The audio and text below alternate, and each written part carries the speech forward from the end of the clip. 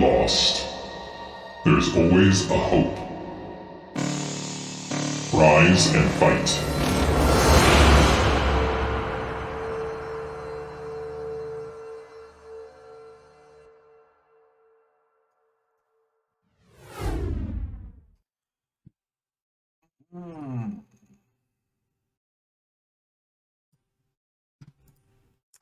Ladies and gentlemen, wait.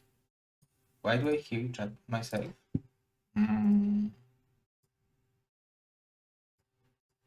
Okay, ladies and gentlemen, welcome. This is Zero, and I'm here with Mr. Machine and Raz. They will be casting BSL Race Championships Day 3. So thank you very much for tuning in, and those excellent casters will take care of you, and I will take care of the production and observing. So I will now give you guys to the good hands of Mr. Machine and Mr. Raz. So thank you very much, guys.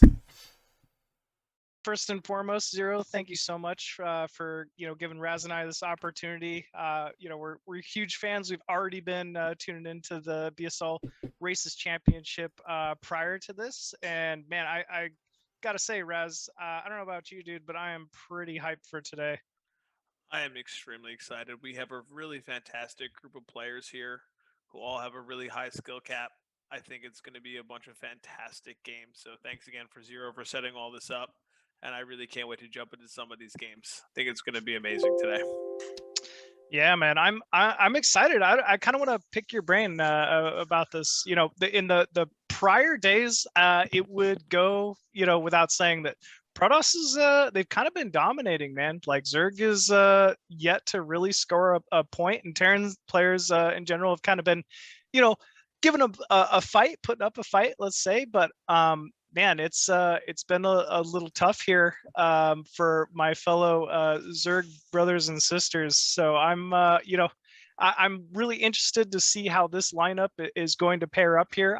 As far as just right off the bat, some of the names I want to call out here would be like Hawk, Dragon Tech, who I think goes under the radar quite a bit, but very phenomenal Protoss player. Terror, who's always just such a dominant force of prior BSL champion. Maars as well from NA. So it's kind of like the who's who today of really some of the incredible foreigners we have on display here. Yeah, I can't agree with you more. I'm really excited to see what Tech brings to the table. He's a very strong player, very, very good, has been in some of the pro leagues. And I am really excited to see Maars. I think he's a player who's really worked on his game and has shown a ton of improvement over the last year. So I'm really excited to see him in this star-studded lineup to see who is really going to come out on top. And I think we already know Terror Ultra, 2 really strong Terran, and definitely going to be high performers. But I'm also excited to see how Avi-Love does. He had a really good performances in the BSL group stage, taking games from DeWalt already. So, when you could do something like that. Did you see that Cross ZVZ series? Insane, that was man. Insane. Yeah, man, I'm super excited to get this one underway. But yeah, I couldn't have said it better, man. Like tonight's gonna be a phenomenal night for some Brood War. Yeah, interesting map pool too. A lot of interesting different maps going on here. So it'll be fun to see how everyone plays. A mix of some older maps. Got that. Is it Medusa up there still? Oh, interesting. Break down the temples and yeah, that's like that old courage qualifier Medusa while it was happening during all the old pro leagues. So it'll be an exciting start here. Oh, there it is. Yeah, man. The stacked temples on that third, Terran and Zerg players, just even Protoss with Archons kind of tearing those out and getting to the backside of the main. That's always a pretty fun tactic that you can't really see on any other map that I can think of. Yeah. And I was just thinking about how many games were played on this map by all the people in the chat on iCup back in the day, with Medusa being map of the season 1 season and playing through it. It's definitely an interesting map, very unique with like the natural behind your base too, so you can take a mineral only. The bridge is making it a little bit tougher to get over into these thirds. So I'm excited to see if any of our players pick this map off the start and really get after it.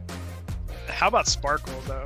That's the other map that really stands out to me in this map pool. Like, you know, it's pretty much like the best attempt at making a very balanced island map, I'd say, that Zerg isn't particularly weak on. Yeah, man, it's either way. We got some fun maps. We got some great players. Yeah, man, these are going to be some awesome games.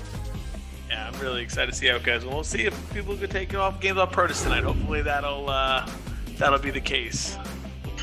Yeah, I think so. You know, the one thing I'll say is, without question, really, you know, the last couple series, having the big name hitters like an Oya, like a Bonif, like a DeWalt.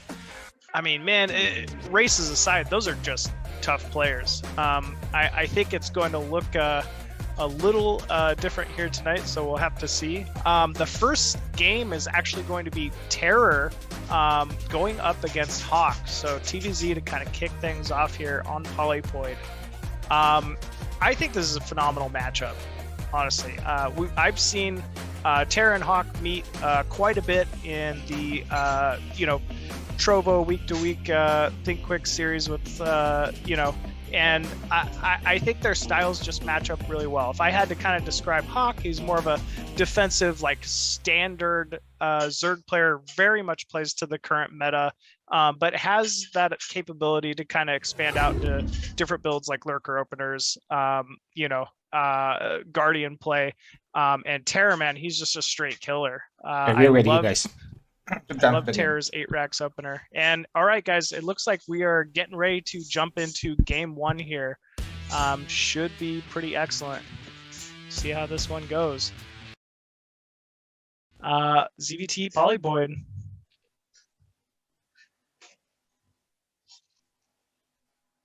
All right, folks. So, Machine, tell me a little bit about little ZVT Polypoid. What's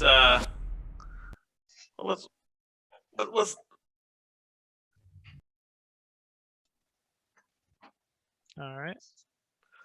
1 second, sorry, but my profile in Zoom, in OBS changed. Okay, so. All right, folks. Game should be. We're just going to be kicking off here in just a second. So. Okay, we are in. All right. And Fantastic. Spawning at the top right as the magenta Terran from Peru, we have Terror. And in the bottom left, we have our red Zerg from the United States, Hawk. Ooh, so, man, Polypoid, 4-player map, definitely favors, let's say, like more late game play from, you know, Zerg players, which obviously with, you know, a player the caliber of Hawk, he loves to play, you know, very standard 2-hatch Muto, I would assume, into a third base. And so them spawning cross map here could be a little beneficial, but we are already seeing a very quick pool down from Hawk. I was going to say, we see this overpool right away. How is that going to affect his play? I mean, I think me reading this would be Terror has a very terrifying 8 racks opener that no one likes to play against. So this might be Hawk just kind of basically cutting a little bit of econ to make sure he doesn't lose to something like a proxy 8 racks here early. You can macro out of this, but it is very much not ideal economically. That seems like even like a fast gas as well. So I'm curious to see what Hawk has planned. Maybe he has something up his sleeve for this best of 1 right here that he can take it away. Yeah, maybe if he can prevent scouting with that SCV, go for a quick, you know, speedling, and maybe get some damage in with Zerglings here. But actually, it will get scouted right away from Terra, and Terra sees drones pulling to that gas, and we see him right away with a bunker at the natural. So he knows something could be up here from Hawk. No sense in taking a risk. Let's just go ahead, get that bunker down, take the natural, and go from there. Yeah, playing very safe, which is good. He saw the 6 Ling, so he knows he needs the bunker. So that way he won't take any kind of Ling damage, and then he can safely take his natural from here. Yeah, which I think is definitely the play. He got the, you know, the cross scout in. He knows Hawk's quite a ways away from his base, so this bunker will be up well in time to defend any type of Ling run by, and there's just no sense in taking any risks here. We see Hawk kind of poking in, looking to see what he can get done. Bunker is set up pretty much perfectly. It can range those lings all the way through the choke, so he is safe for right now. Yeah, even adding that depot, I like that. I mean, just no risk. Wow, wonderful scout timing from Terra as well with this SCV. We'll get a free scout in the main. Sees, all right, he does have a lair. It's probably not mass speedling. Drone count's going up. Just Terra doing Terra things. He's always looking, always just assuring his position in the game. And I really like this position for Terra here early on. Yeah, I think getting that scout in is just so important, making sure there's no nonsense going on. The more information you have, the more that you can choose as you go, right? You can kind of deduct what's happening for your opponent. So he feels very safe. He sees that Spire timing going down. He knows exactly what he has to do to react to this. Yep, pretty standard Spire timing here from Hawk. Obviously, gas wasn't as early as he maybe would have liked, but still, he'll have mutas and plenty of time to defend nonetheless. Ooh, Terra even scouting the second gas at the natural, so he will know this is, no funny third base early business. This is just plain, 2 gas muta into taking a third. Now, Terran here, already with that eBay down, third barracks in production. Comsat station, actually, feels like a very early turret at the natural. Maybe, it's obviously going to be muta, so it's going to pay off. But man, that was a pretty quick turret timing. It just feels like. I'm saying we see Terra going into the 4 racks, 4 racks +1, so that way he can really get himself on the map and get some pressure out for this muta build here. Which I like. I think it's important for Terran players not to be stuck just in their base defending the whole time, but being on the map and making the muta engage that bio ball somewhere on the map. Yeah, you're absolutely right, Raz. It's really the big benefit of 4 racks opener. You're able to put out so much pressure with a 4 racks that you really don't have to even make as many turrets. But obviously, it's all going to come down to that bio versus muta control. But as we know, Terra has excellent bio versus muta control, so he should be fine here. It'll be interesting to see how Hawk transitions out. Oh, he's taking his 3rd gas already. A very early third gas. Sometimes this can symbolize like a mass muta timing, almost like not even trying to transition into Hive or Lurker or anything. You just make a lot of muta, try to control them really well, or even just like counter when they move out with bio, but we'll have to wait and see. Yeah, it'll be interesting to see what the response is from Terror. Like if he scans this and sees his early 3rd gas, will he continue to make extra turrets?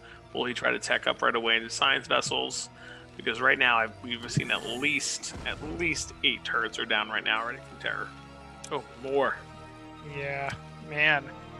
He's not skimping on turrets, which a greedier Terran definitely would have, but Terra just feels no reason to at this point. He's just going to, play as solid as he can, make sure he's overprotected, and only move out once he feels like he truly can. See right now, the muta looking to poke in if they can. Probably trying to get Terra to stim and waste some of that medic energy if he can. That way he can dwindle it down later.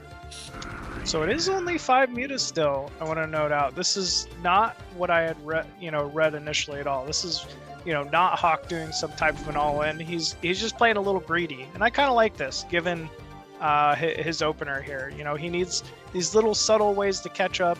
Terror definitely was afraid of muta, made quite a few turrets, so it might have allowed Hawk to kind of get an extra drone round in it or two. So he's looking like he's in pretty good shape here. Yeah, I'm curious to see if we're going to have some kind of hive tech, like Gardra type build, or are we just we're staying on land for right now, it seems. And the mutaless production just keeps going up and up and up. Maybe I spoke too soon. Yeah, maybe. And I get worried as Terra sends his bio ball more towards the middle of the map as Hawk keeps producing muta. He's probably waiting for his moment that he can jump on this group. But we do see that Terra does have his +1, so that is definitely going to help him with that engaging open. We see already them doing the little dance. And no armor quite yet for Zerg. Oh, it's actually attack, so he just got +1 attack. Wow. I like this. This is definitely starting to look like heavy Muta counterplay. That +1 attack really helps when you're tearing down turrets and kind of in base trade situations. Obviously, it does extra damage to bio, but it's kind of a good indicator that you're pretty committed with your Muta. Now, Machine, on this build, are you on a timer? I mean, we see the hive going down, but if you're going to continue to make Muta, is there a timer before the vessels get out and that you're going to have an issue with your Muta? Yeah, I would definitely say it's almost like a reverse timer. Like, you can kind of kill them with Muta if you get the right engagements here, but the second that vessel comes out, or let's just say the game goes longer and you don't have ground armor, things can really go into the Terrans' favor here. Wow, good engagement. Here we go. And not many medics, I'll say. So this Terran force doesn't really have that sustained power. I think that was a pretty decent trade for both there, but Hawk still looking to engage this. There's not many Marines left. It looks like he's cleaning this bio ball up first, and those medics have no energy. He's able just to break through them right away. And you know that's painful to lose those medics. Oh yeah, I mean that is Terran sustainability. All these Marines here, are really limited with the amount they're able to kind of stim now with no more medics, and also medics cost gas. Not much, only 25, but it adds up over time. I'm a little concerned for Terror here, Machine. He has lost his entire army. There is nothing for him to pressure on the map. It is like Hawk has total map control. It'd be interesting if he goes to try to take a fourth gas from here, if he's just going to try to attack all the way into Guardians or right away into Defilers, because there's just about no bio ball for Terror right now. My guess would have been Guardian, but we're seeing a late Hydroden and Evo Chamber at the third here. So yeah, it is a Greater Spire. It's the Greater Spire. And Hydra. Maybe it's going to be the Gardra build. I think it's coming out here. I feel like the Hydroden's a little too late, but it might be. It could be. I am worried because Terra's vessels are already out. Let's say the Hawk went ahead and made 10 Guardians right now. They could just get erased by a couple of vessels. So he's really going to have to, make sure he's not only making Guardian, but Scourge or Hydra, I guess, in order to kind of deal with this. Ooh, big Irradiate going down on this Muta. Good splitting by Hawk. Does isolate that Muta and throw it away. But we already have 4 vessels at the 11-minute mark. Jeez. So Terror definitely not slipping on the macro here. Oh, no, we do have Lurkers. You are right, Machine. We have Lurkers out. Yeah, Lurkers out, but still quite a few Muta here. I don't know. Maybe as like a counter, he could look to get something done. If these Lurkers are up in time with a Defiler, he should be able to hold any type of pressure from Terror. So maybe the Guardians will be kind of just a way to trade and maybe get some damage at this natural here for Terror, or for Hawk, rather. Yeah, so maybe Hawk is trying to make him use those Irradiates on the Guardians and get his Defilers across the map. Make him make a choice with his energy. And as we see those Guardians, the dropships are now on the move towards Hawk's base. And Terror is definitely deadly with these drops, man. I didn't see a lot of units in the main really prepared for this, but it looks like that dropship might get intercepted here by this Overlord. Yes, it will be scouted. Whether or not Hawk sees it, we'll have to we'll wait and find out. And I'm not seeing many units move into the main here, so this could be big damage. Meanwhile, Guardians countering the natural at the same time, doing some pretty big damage already. And actually looks to be pulling Terror's entire force back. But here we go, 7 Marines, 1 medic, move into the main. Drones already immediately being pulled, 2 Defilers working into the main, along with a group of Lings. And yeah, vessels are just coming back to irradiate the Guardians, just like you said. So it looks gets the Defiler map, but we are getting a couple of the vessels, which is big. If you can keep that vessel count down, that is huge for Zerg as the game goes on. But it looks like the Muta count is also now down. This drop has done a lot more than I thought it would. I thought he'd get a building and maybe a couple drones, but he is getting a lot of the tech right now. Oh, we have Scourge right there. Yeah, Spire down as well. Oof. Yeah, he definitely needs to use those. Unless that It's already dropped. I don't know why he keeps repositioning it there. Okay. Nope, here we go. There we go. So it was. All right, swarm going down though. Drones being pulled. Only a few drone losses. Oh, but that's the dropship. Yeah, that's big. Big dropship pickup there. Now, will Terra continue with some dropship production because he sniped the Spire? Will he? Oh, we have Physics Lab. So maybe he will not be continuing with dropship production, even despite the Spire being killed. He might be switching into battlecruisers right away. I mean, even that works for him here, right? What is the anti-air for Hawk? He maybe has Plague now, which obviously could be pretty good, but Hydras just really aren't that mobile on a small scale to truly be able to deal with battle cruisers yet. So either way, things are starting to ramp up here for Terror. I think he's in a pretty good position. Yeah, I like how Terra's out in front of the natural of Hawk, so making sure that he's not running units all over. He's keeping them contained in there a little bit. He's using his energy to radiate as much as he can. You know, it's free. It just something that regenerates, so he just can keep killing different defilers and lurkers as much as he can right now. Yeah, Hawk, really kind of like you were saying, is just being contained, unfortunately. Zerg really can only kind of start getting difficult for Terran to handle once they've, are mining a fourth gas. And as is, Hawk isn't super close to being able to take either 6 o'clock or top left. So he's kind of just looking a little stuck at the moment. Yeah, as Terror builds up, I was a little worried about him before, but his army and Bioball is massive now. He has the map control. He is just moving around, looking for different bases, making sure there's no fourth gas. Hawk out on the map with a small group of Lurker and Defiler here. Oh, gets a nice Dark Swarm. A few Zerglings for his efforts. Those vessels.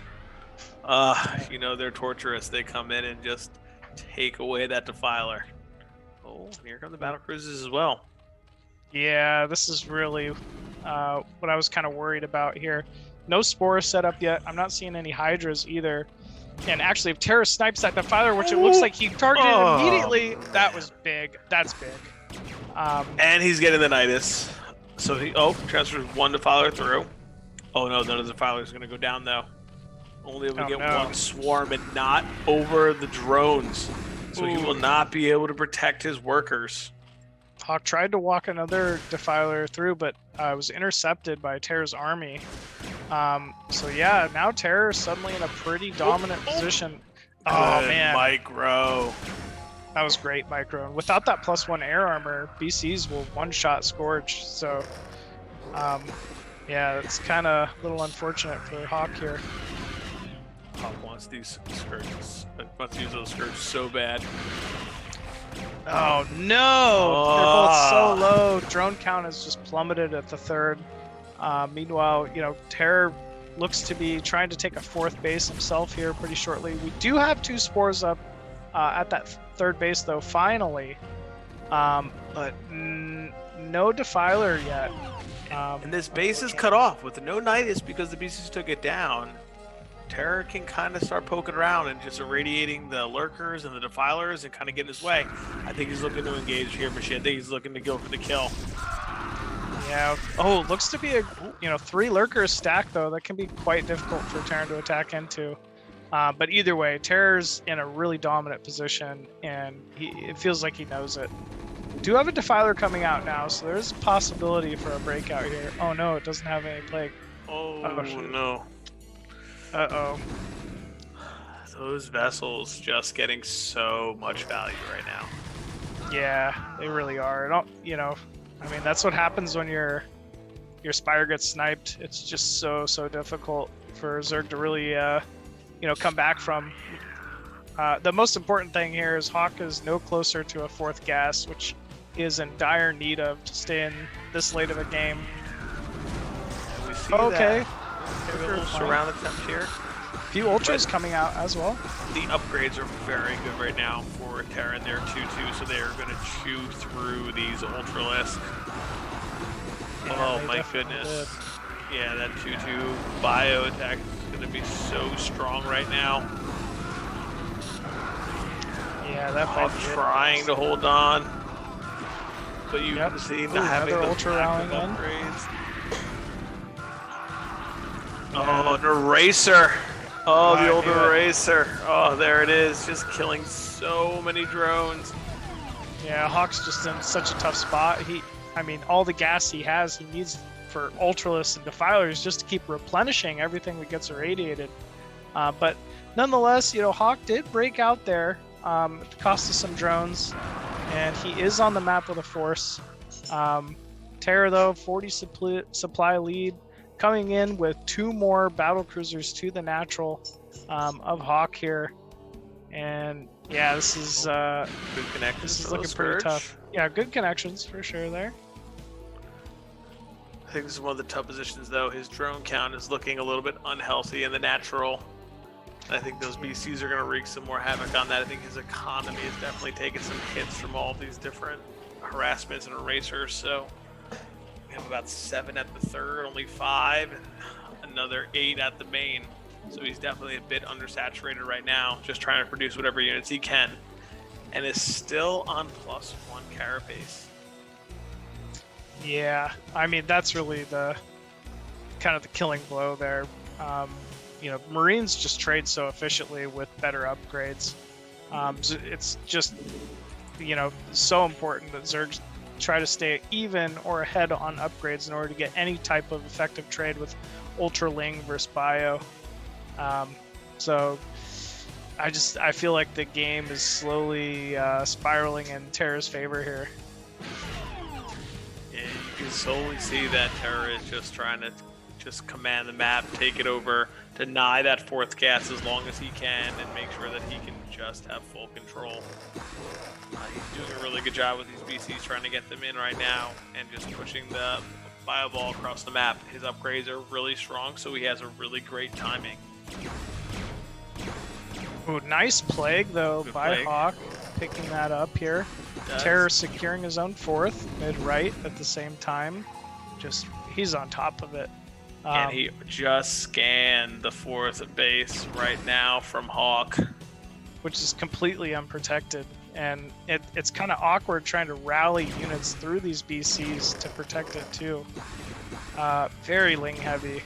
Yeah, maybe the gas is a little bit light right now for Hawk. I wonder if those BCs will have Yamato soon. Oh, we see a small group of Marines taking out the 4th base. Killed a couple drones and are going to snipe that hatchery. Maybe these Lings will make it in time. They might. It's going to be very close here. Oh, yep. They Terror are retargeting going to the clean Lings. this up. Those 3-3 bio though. Oh, here we go. Terror is looking to break up a little bit here.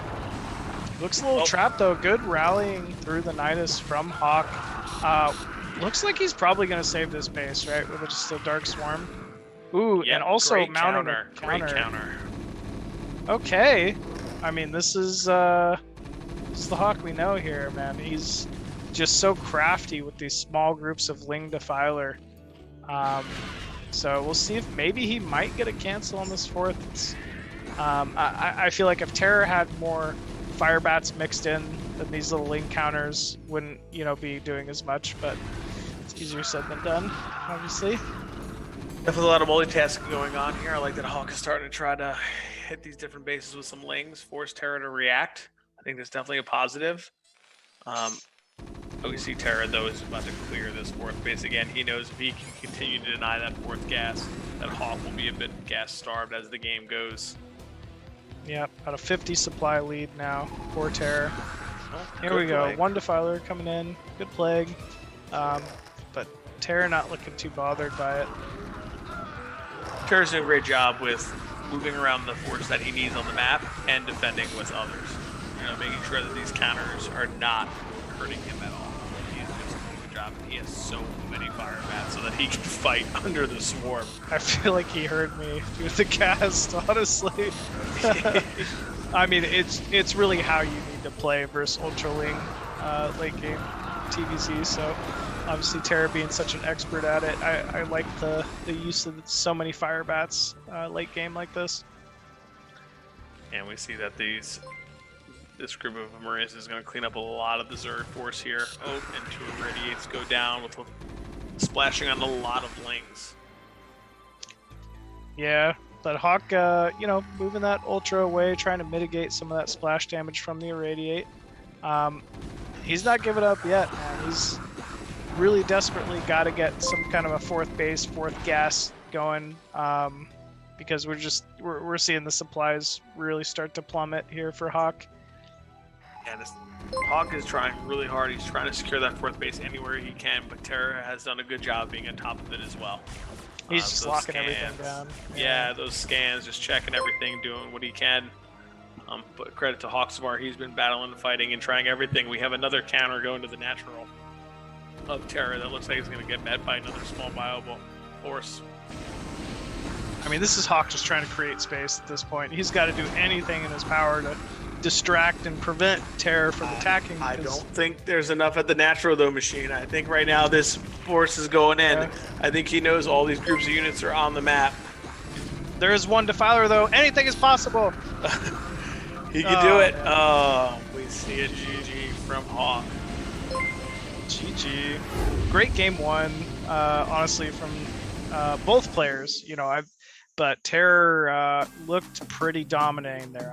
I would not want to ZVT against him, and you know, just playing standard, right? He didn't do anything special, nothing unorthodox. Just got the bunker at the natural, took his command center. You know, got that +1 4 racks. You know, double port vessel play. If it's not broke, don't fix it. I really like how he played that, and I'm, you know, looking forward to seeing his TVP next. Yeah, I thought both players played really well. I thought Hawk had a great opening. Okay, so I thought that he did his thing with those mute in the beginning. He was able to kill the first fireball of Terror. Terror just scaled well, and he just kind of took it into the late game, so that was good. Yeah, it's very easy after the result to kind of overlook, you know, a lot of Hawk's good plays. But we saw some great muta control, like, you know, getting away from that overpool early, and then being able to drone up to have such a sizable economy at that third so quickly was very surprising. Even winning that mid-game battle above the Terrans mineral only, you know, definitely a lot of good qualities there from Hawk as well. Right, it seems like Team Protoss is talking about who they want to send out next. It looks like it's going to be Dragon.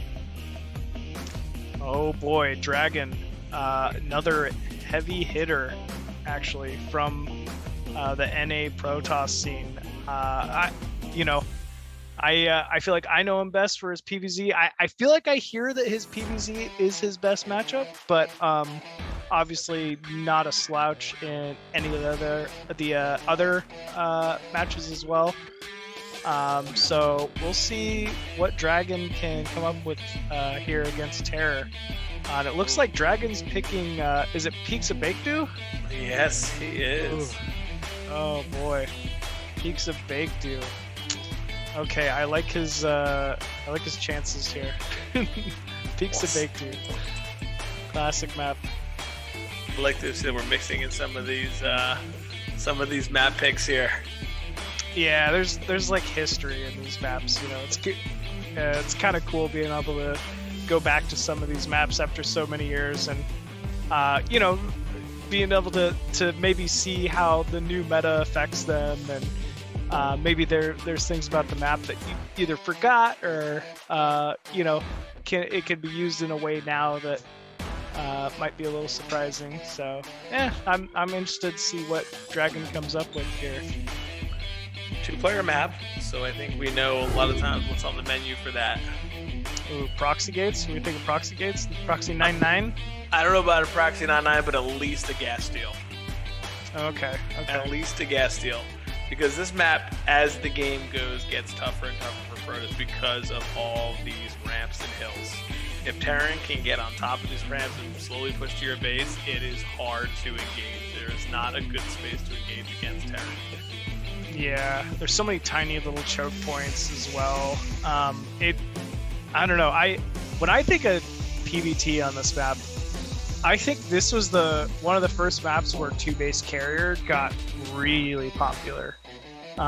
So not to say we're gonna see that here, but it'd be kind of interesting to see, if two base carriers still viable on the map. Right. So we have Dragon up here, a little player profile about him. Dragon has always been a very strong player through a lot of years of Brood War. So I'm sure he's going to put out a fantastic performance right now. Recently been playing a little more PvP, which is awesome, not race picking to ZVP. But I do know that he definitely is strong PvT, and he likes those builds with more observers and earlier Nexus. We'll see if he goes for a gas steal, though. I'm going to be curious if that's what he's going to go with. When I think of Dragon, I think of macro. He's definitely a late game macro, like almost more of a passive style than a lot of Protoss players. Genuinely just likes to play for late game, like simple as that. So we'll have to see how this goes here. Here's a little preview of our map for maybe some people who are not as familiar with the map. All those bases right there you see with the green grass tile set around are all 3-way, 4-way different ramps up and down. So it definitely gets interesting when you're fighting up and down these different hills, and some can reach across, especially siege tanks can reach from little island to island almost. So it's definitely going to be interesting. All right, I think we're going to be jumping into the match right now.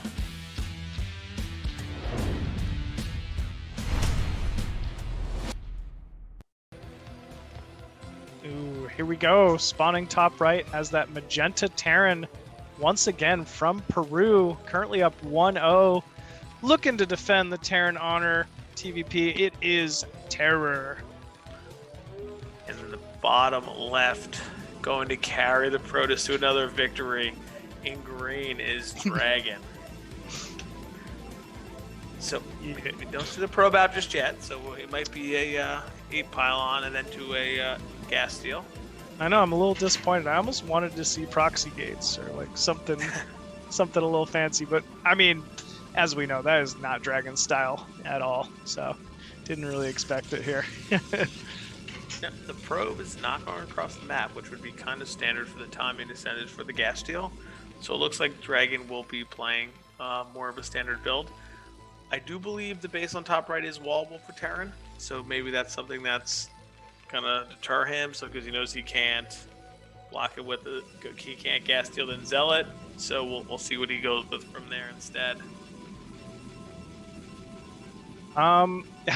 What do you think of this map for like Terran versus Protoss? The main seems a little small, right?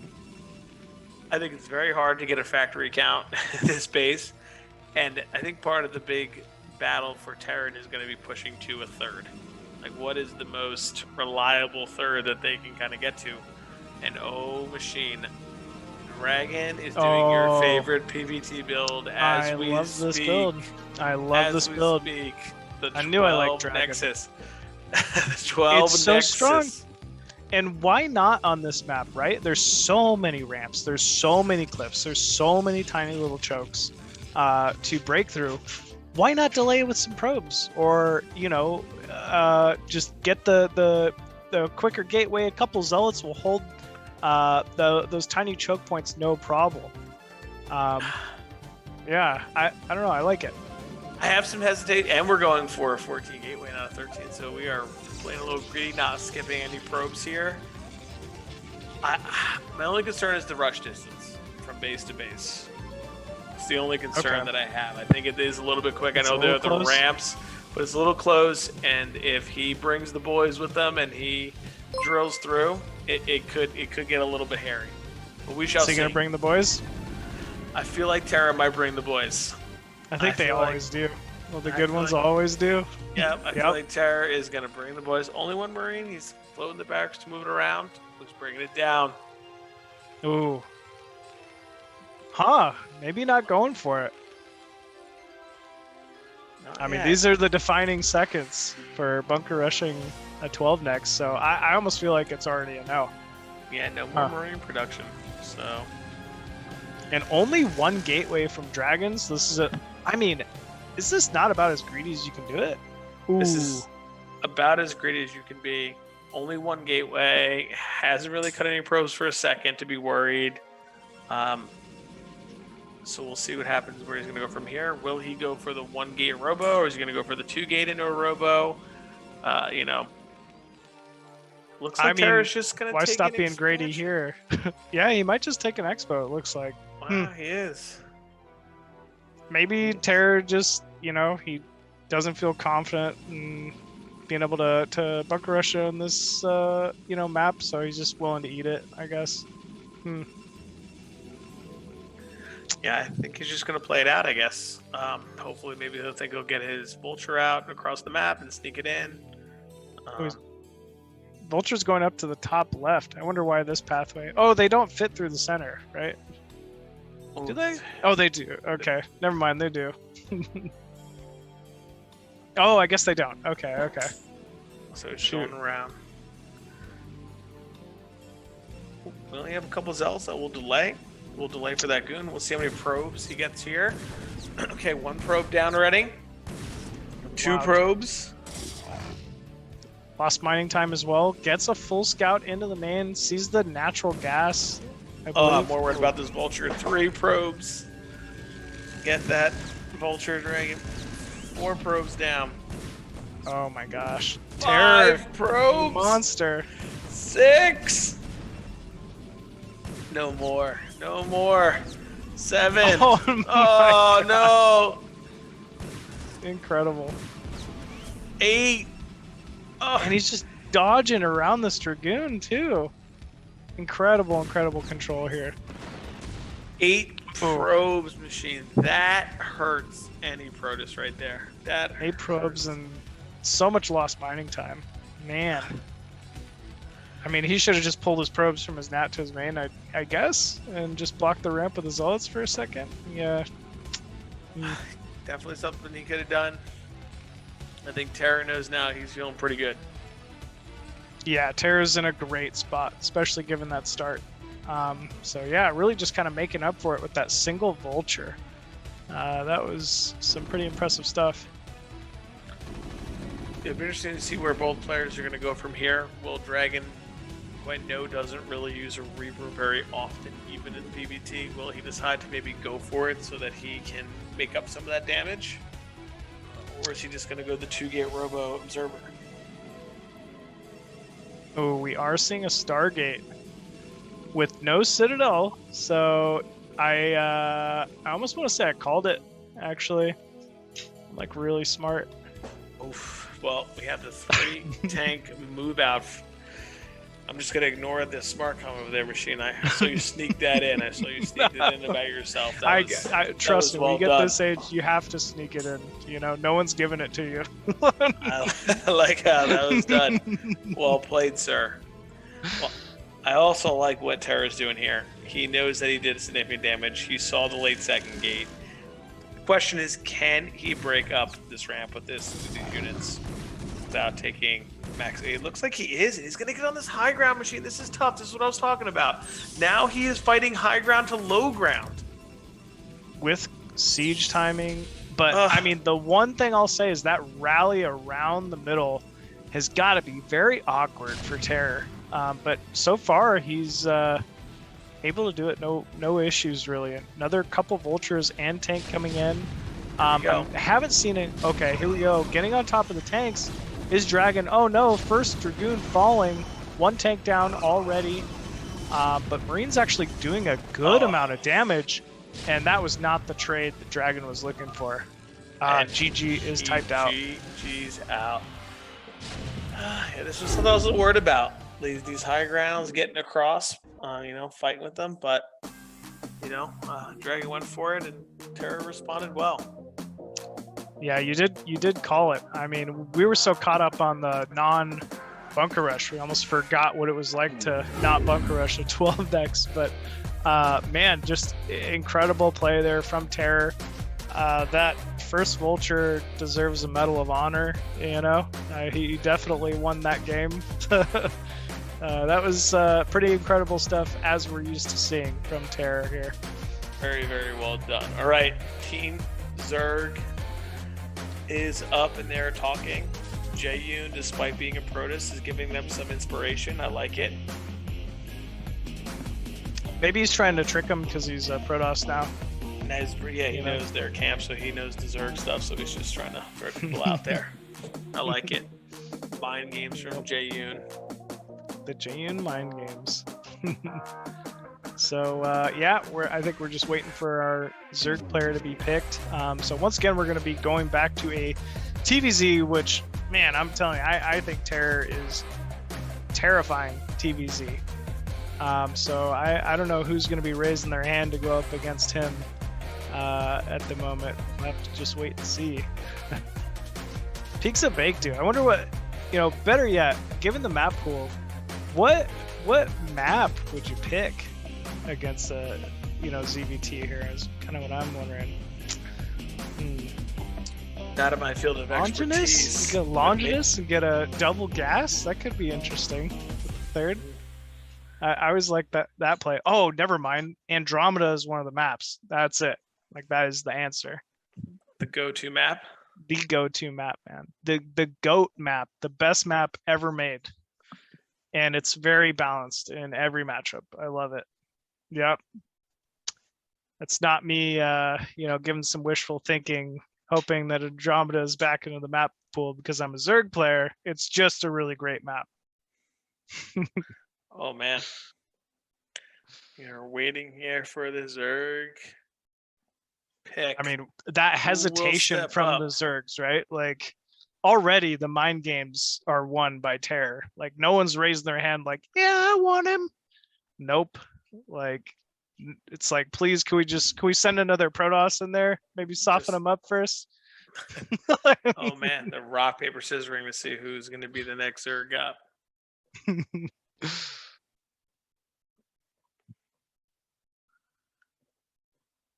Maars says, if it's Avi, do you think he'll pick Sparkle? I like that comment. Avi does the most off the wall stuff, man. He's fun to play and fun to watch for sure because of that. It seems like it may be Avi. He says, you know what, but we haven't seen the map choice. We haven't. Maybe, he's using that little Zerg brain to think about what map at this point. It's gonna be Sparkle. Sparkle. Wow. Avi and Sparkle. Oh, man. Wow. Avi, Sparkle. Like I said, Sparkle, a map that the best that I can think of at balancing the whole Zerg being weak on island maps. There is an available base inside the main only to Zerg, like a mineral only, or no, it has a gas as well, I think. Available to Zerg that is not available to the other races. So kind of unique, but still, eventually you got to pick up your army in Overlords or fight with like Muta Devourer Guardian to try to fight, Terran and Protoss players. So it can be kind of tough, but still a pretty cool map. Definitely a map we're not used to seeing. And I can guarantee you the strategies are going to be a little ridiculous. So I'm looking forward to it. Oh, man. I got to be honest. I get worried for non-Terran players on these island maps. I feel like Terran is always so strong when it comes to the island maps. Oh, he is. He's a monster. He's either going to take the fastest 14 command center expo, greed, or it's going to be 2-port Wraith, and he's just going to kill you like one way or the other. He's very good on island maps. Here's our next player up, Avi-Love. He had a great showing so far in BSL this season. Like you said, Machine, he does come up with a lot of unique builds, so we shall see what he has. Maybe he has something prepared for Terror on this map. Maybe he is ready to give something different. He might very well be. I'd love to see some type of a quick 3-gas Muta opener. I think that'd be the most dynamic and kind of interesting way to open versus a player of Terror's caliber here. But yeah, man, like you said, he's when you talking about top BSL players, he's still in it at the moment. That he kind of speaks for himself with his placements time and time again. And yeah, I'm real excited to see what he has to play here. All right, we we're about to get into our match. Here we go.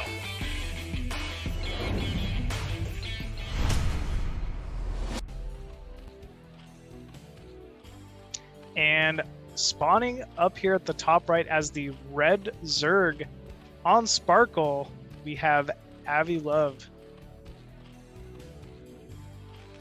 And in the bottom right, the man who is already taking down a couple players and looking to go for that all kill, it is Terror. So once again, Avi-Love's pick. We'll see how much he's really been kind of thinking about ZVT on this map. Like I said, I know that the third gas is only available to Zerg, so that's one advantage he has right off the bat on this map. I know it's pretty common to do pretty 3-hatch Spire play versus every race on this map, which obviously is still going to require some phenomenal muta scourge control. But really the big question mark here is going to be, what is Terror doing? Is this going to be a 2-hatch like Wraith, just try to kill him real quick? Or is he maybe looking to take a fast expansion himself? We already see the first barracks going down in the main here for Terror. It's really common on island maps for Terran players to make a Marine just to prevent any kind of scouting with Overlords, and then float with the barracks and use it as almost like a scouting Overlord with a lot more HP. So that's likely why Terror's placed this barracks close to the edge of his main here. And we'll see what he has planned. Yeah, I'm really curious what both players are going to do. I feel like we don't see many island maps in competitive play now. So this is going to be very exciting to see what they both come up with. And you see Terror already going to put down that command center. Yeah, put it down very quickly too. This is after barracks, but Yes. definitely looking to play a pretty standard, TVZ kind of opener. One thing to note about the naturals, there's almost like a building encasing your Vespian Geyser that you have to kill early in order to. It's a side disruptor in order to be able to mine that gas. So we'll likely see Terror working on that pretty quickly with his first Marine. And it was 3-hatch before pool for Avi, I believe. So I think, very safe. He knows that he can't be PBS on this map with this island. So he is just going to take the advantage of having as many hatcheries as possible, as fast as possible. And why not? Just be greedy about it. That's really the only thing kind of Zerg can take advantage of on island maps early on. You need to get that drone count up. You need to start mining those Vespian Geysers as quickly as possible to kind of keep yourself in this. So yeah, we see the 3-hatch opener. He looks to be in a great spot, and definitely looks to be very familiar with the map so far. One thing is that Terra did float his barracks to the left, so he probably will not have a scout. He does now change it. He won't have a scout for a little while on what's going on with Avi because of the way that he floated that barracks. So we'll see what happens. Yeah, just kind of an unfortunate. That just happens. It's like getting first scouted or whatever in a matchup. Only it just takes a little bit longer on an island map. Avi, though, fortunately does get first scout off, I believe, with that Overlord. And should know exactly when and where Terror is and what he's up to here. He did see the factory, so that's something, obviously that he's going to have to get the starport anyway, right? But he does see the timing, which is good. And then he's going to be able to go and see if he went with this command center first build, which he should know already from that factory timing. But it's good to confirm everything. Man, these side disruptors kind of have a lot of HP. Disruptors are holding on tight, man. Is it worth for Terran here to go Valkyrie? Oh, a Hydroden! Whoa. What is this? Oh, and he scans it. Barely on the edge. Oh my gosh. Wow, Terror. I mean, you expect something to be different with Avi-Love just based on him being in the game. So I feel like I'm not even super shocked to see the Hydroden like I normally would be. And we do see the Spire down the main, so it very much still could be 3-hatch Spire. But in Terra's main, we're seeing an academy, eBay, obviously already the natural command center. Factory is completed, starport, so this could be maybe some kind of a quick vulture drop early on here, I'm guessing. Could be. Maybe it's going to be some type of Goliath drop. I wonder if him scanning the Hydra Den first will change what he wants to do. Oh, he is landing. These are going to be fire bats for sure. Hilarious, man. Terror also saying, you know what? I have some pretty tricky build orders too. The Overlord's not going down. Oh no, it's so close. It's so far. Oh, no. One fire bat is out, but there is a Hydra out. Have no fear. This one Hydra is here. He is ready to go. And you know, with that many Hydra, I almost wonder if this has to be some kind of Hydra drop or Lurker drop already. Or maybe he's just afraid of Wraith? I don't know. 2 fire bats moving into the main. Do target the Hydra. They're not the best against Hydra here early on, and Avi-Love actually controlling that very well, preventing any kills. So wow. Not the biggest investment from Terror, 2 fire bats only, but still, that kind of dictates pace in the game. I think Avi-Love's got to be feeling good so far.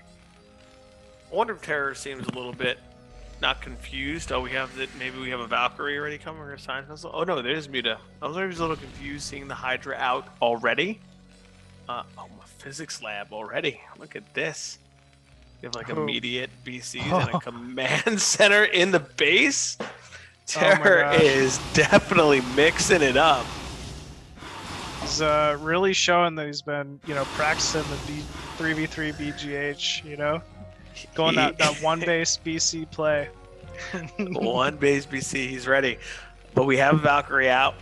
I was wondering if Terror might have been a little confused or concerned seeing Hydra and then Muta all, at the same time.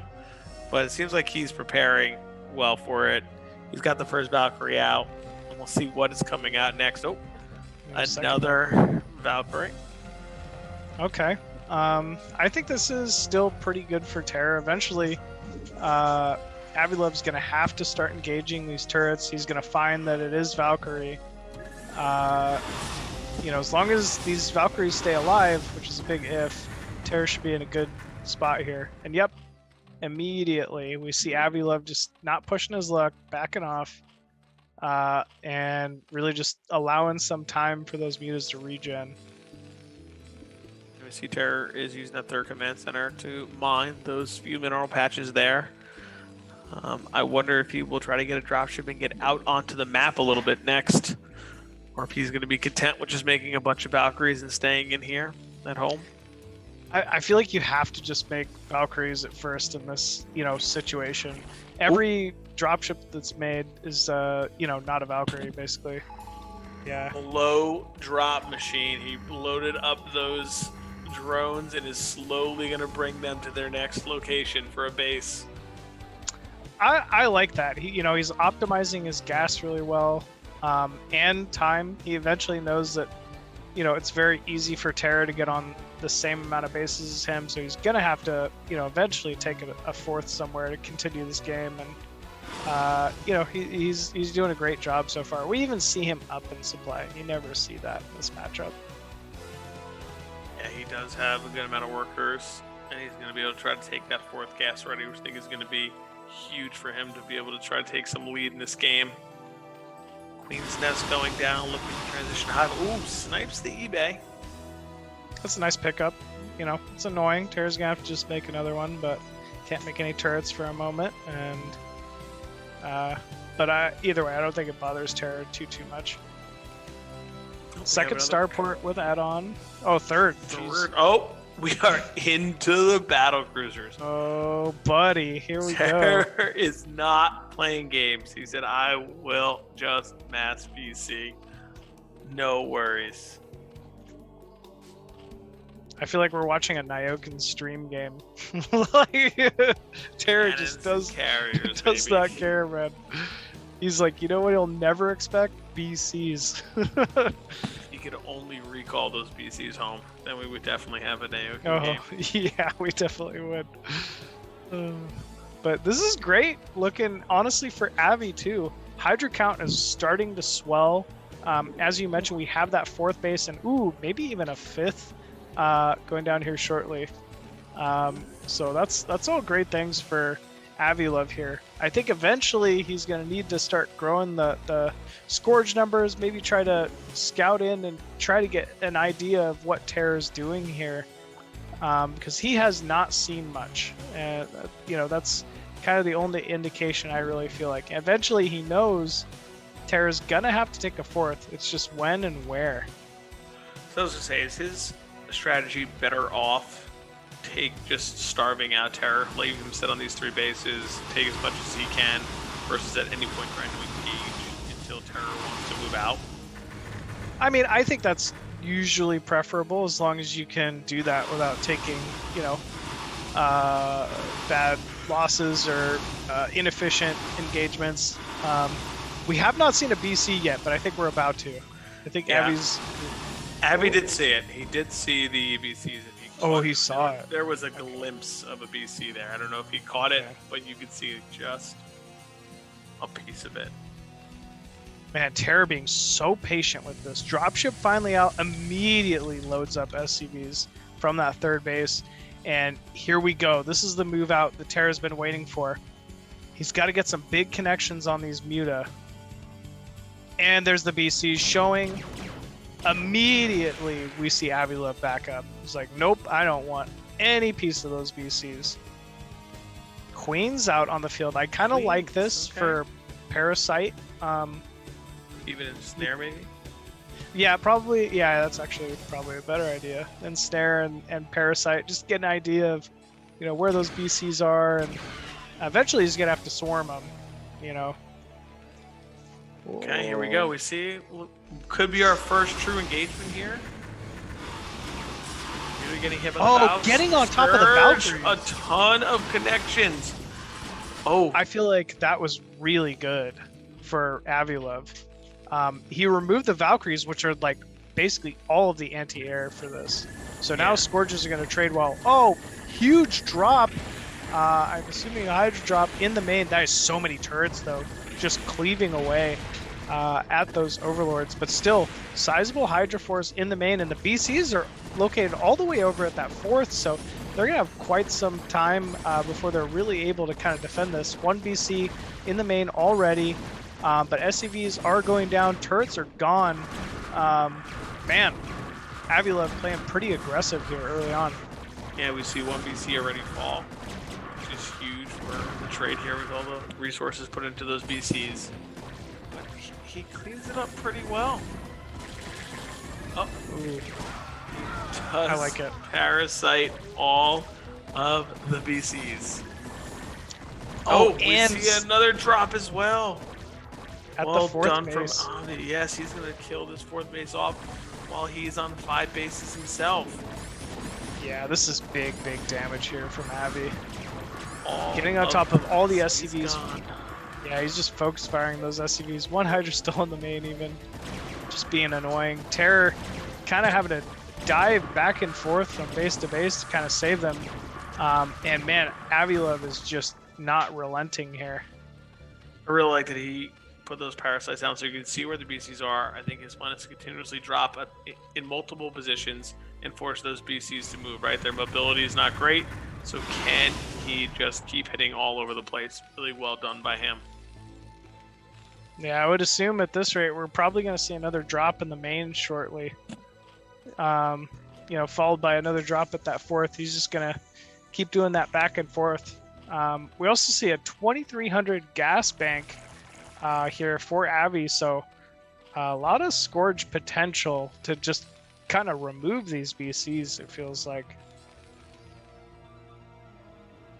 Yeah, I think that he is playing it well. He is just waiting for his time, picking good moments to hit different bases, and just trying to continue to build a lead.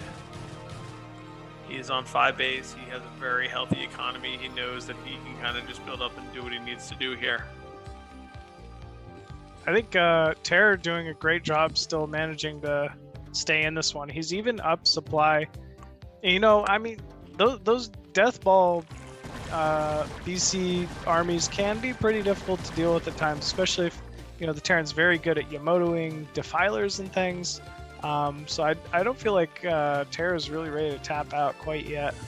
I don't think so either. He's bumping up his turrets right now, making sure that he can't get hit by different drops, which I think is just massive.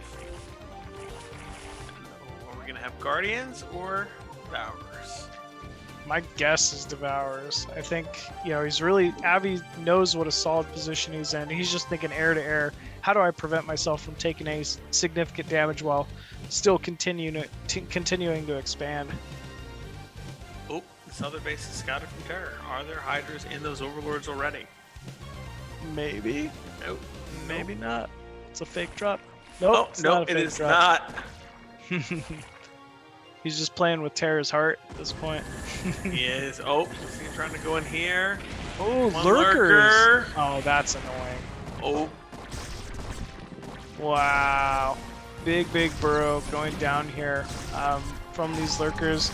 Gonna at least force a scan. And once again, you know, SEV movement as well as these BCs. But Terra reacted very well there. yeah, it didn't seem like he took any losses, and we see a counter drop here. What is in this? We have a couple vultures coming out. This might get a little bit of damage done here for Terror. Whoop. Avi reacts pretty Good well. Midas placement though. Yep, he reacted well. We do have those Devourers on the field, starting to grow in numbers. I like this little Hydra drop bottom left too. He's just really trying to do whatever he can to prevent Terror from continuing to expand on this map.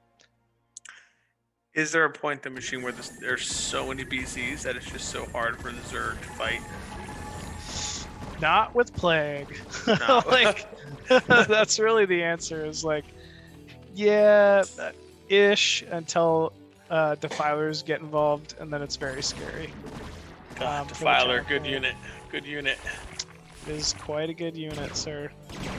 Now this is just like a little too much here from Avi. I feel like he didn't really. He's got to expect the BCs to be at that fourth base at this point.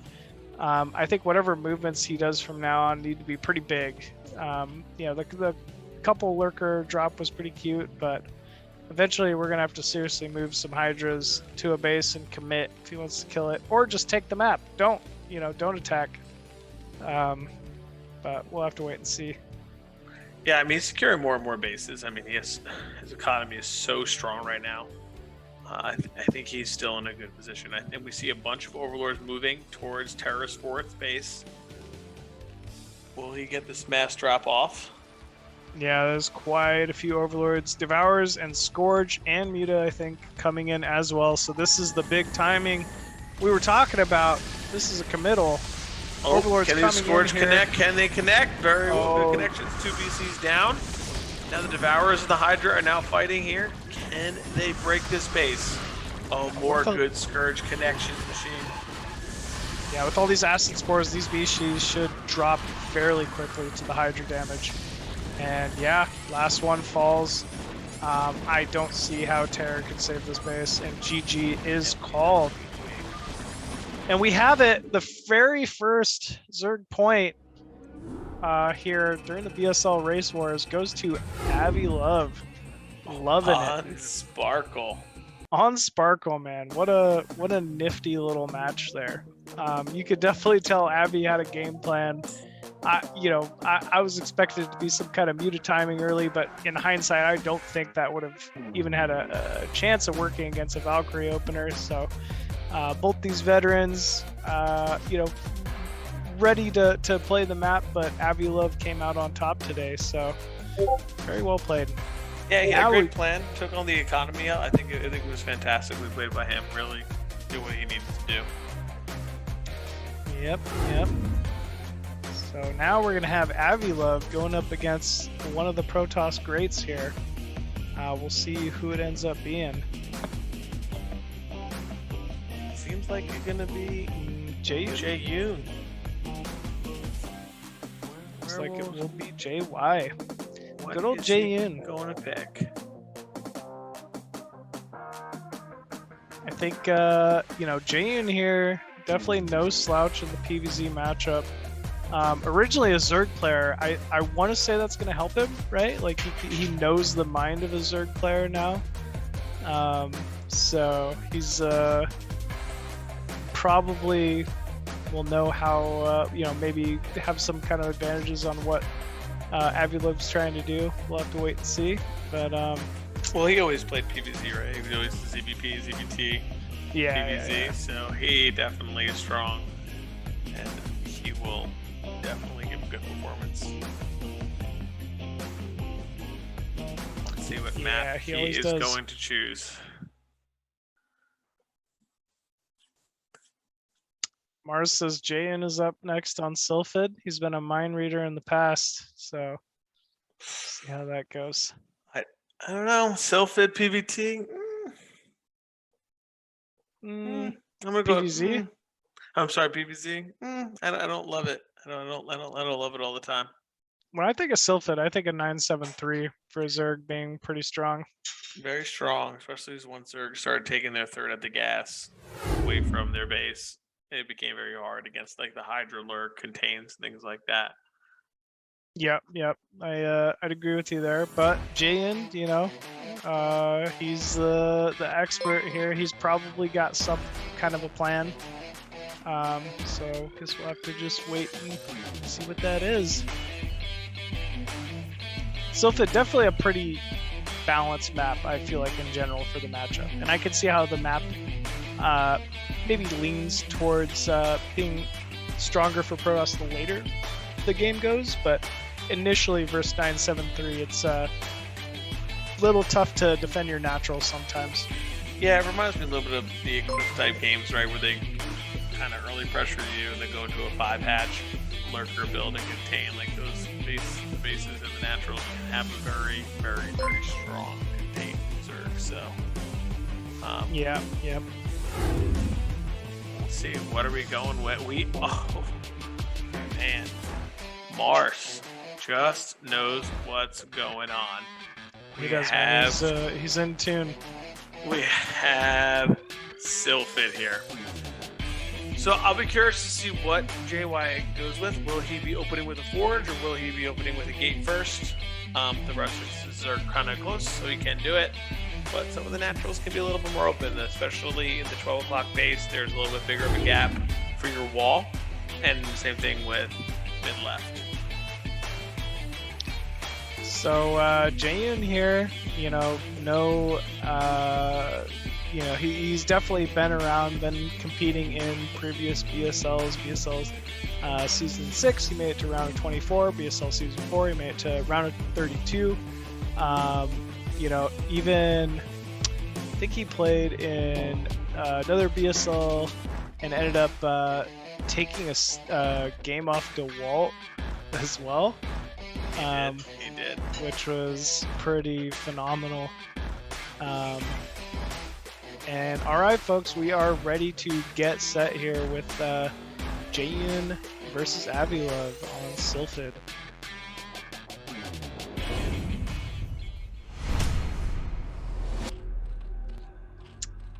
And spawning once again as that red Zerg at the 12 o'clock position on Sylphid. Currently up 1-0, it is Avi-Love. And our Protoss here in the bottom right, we have Jaeyun. I'm really curious to see what he decides to open with here, Machine. Is he going to play a little bit safer and go with the Forge, or are we going to get that pressure with the Gateway? Gateway is strong on this map with the distances, and this is not a bad base to do it because it's a little bit smaller of a choke for your number of Zealots. I think you just need a 2 Zealot wall there on the left. Okay. So we'll see what he decides. And already we Looks noticed, right? yeah, that Jaeyun is not scouting after the 8 pylon, so we are going to see a 9 gateway opening here from him. Yeah, buddy, I love 9 gate openers. I know you love 9 gate openers in this matchup.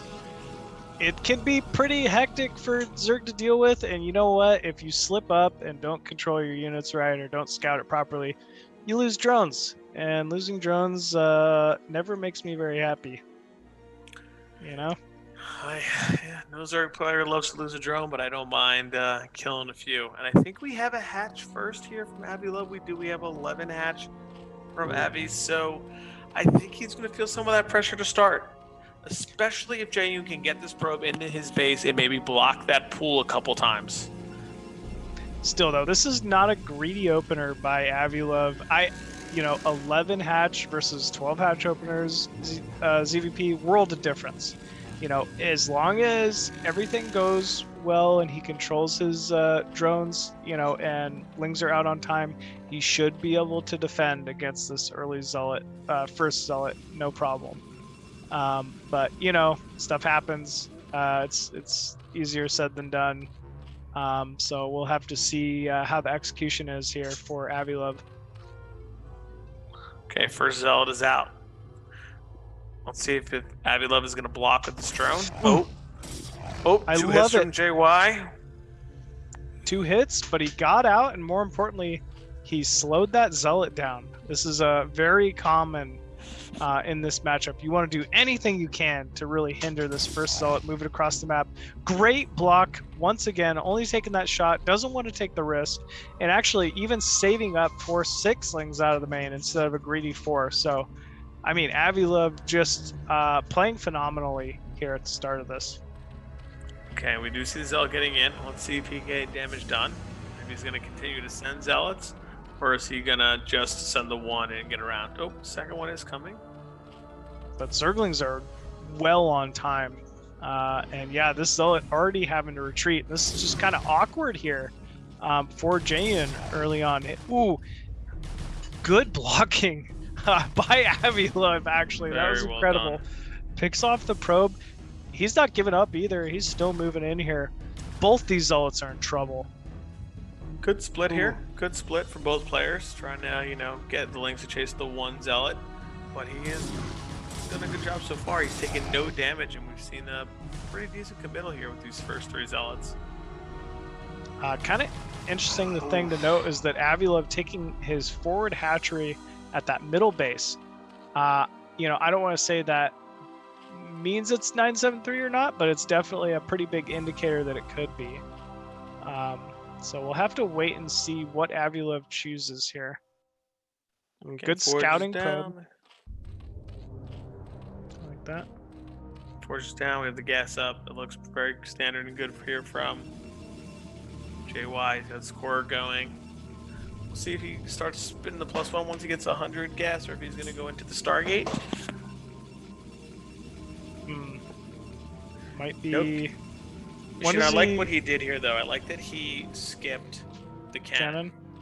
He knows he didn't need the cannon. He had enough zealots to block. He put down the core first, which will help his Stargate timing. So I think this is really good. Oh, and there is the Hydra Den. Yeah, the Hydra Den already down. Seems a little late for a real big committal 973, though, I want to say.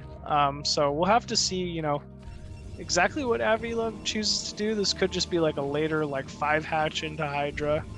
But I guess we'll just have to wait and see. Yeah, you could even go with a couple Hydra with range, at first, just to force out a couple cannons, try to take down the Forge and the Gateway, just break it, and then just continue to macro and drone up from there as well, which would also be fine.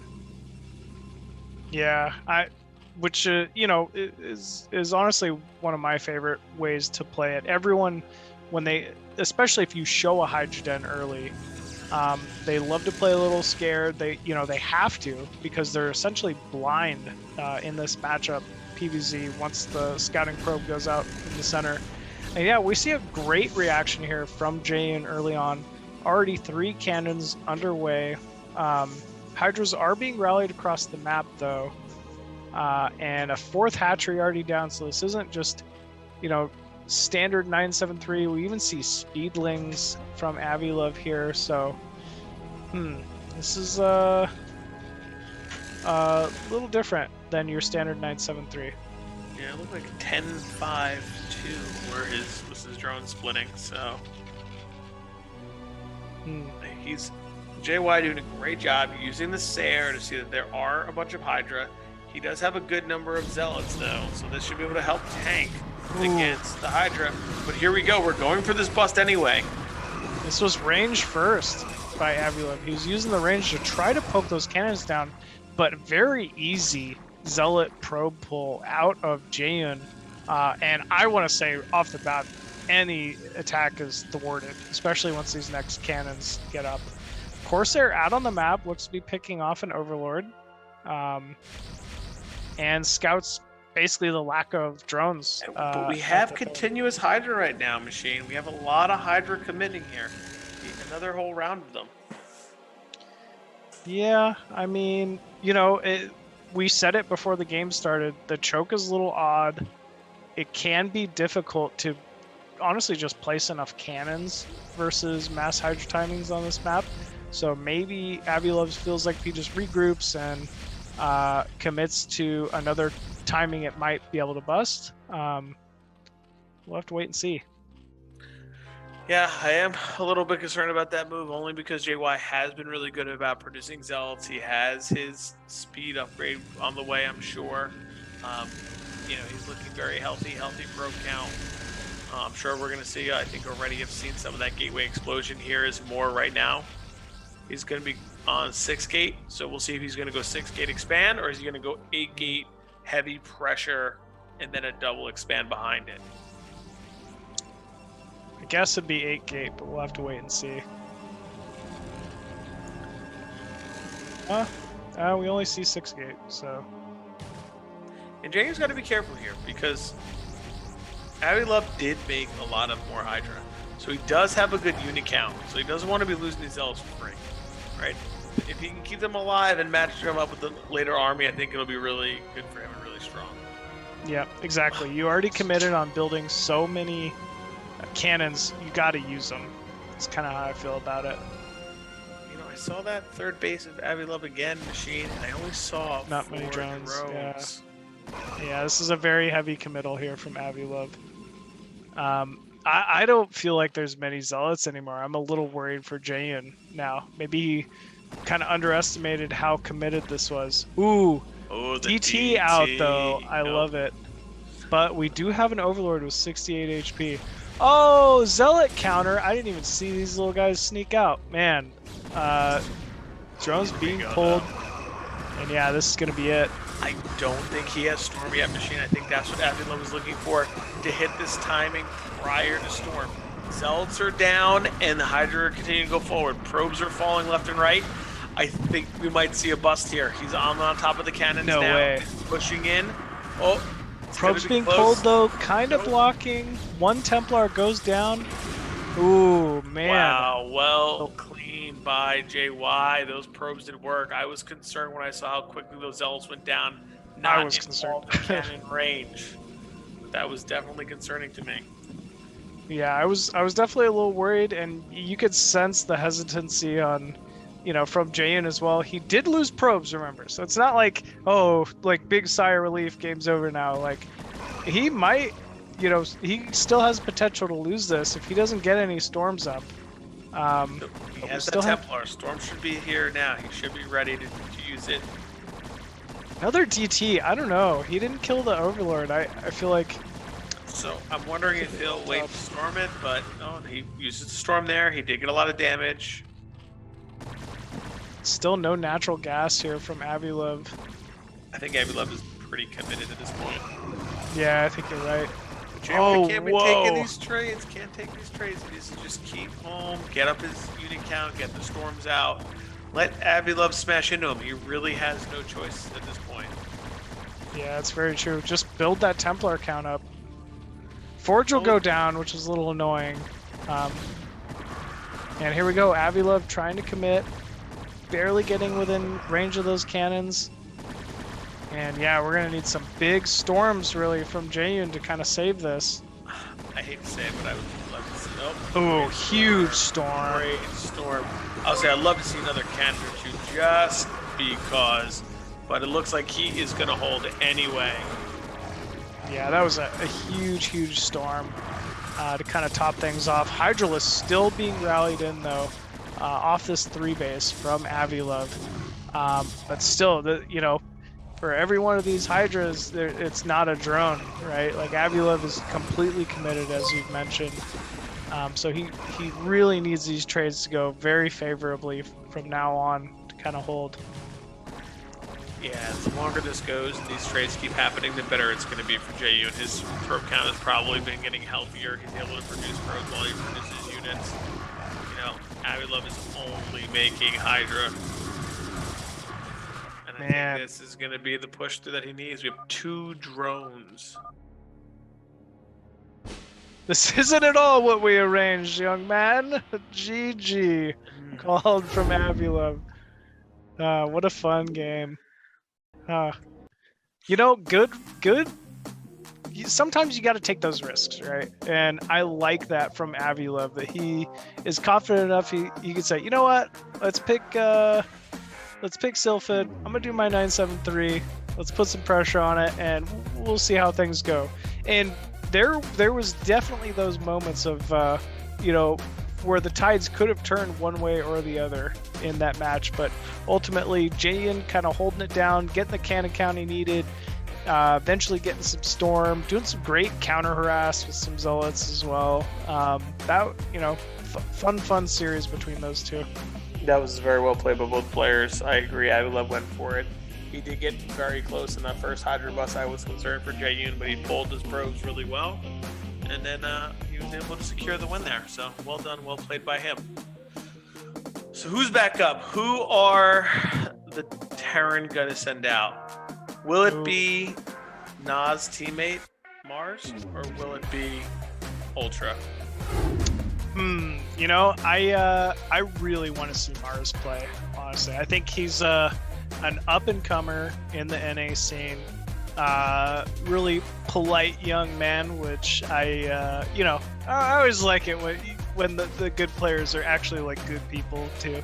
I don't know, maybe that's just me. He's someone I genuinely root for in these series. He's got a wonderful style. You know, definitely not what I would call like a risk taker or gimmicky in any way. He's looking to just outplay people.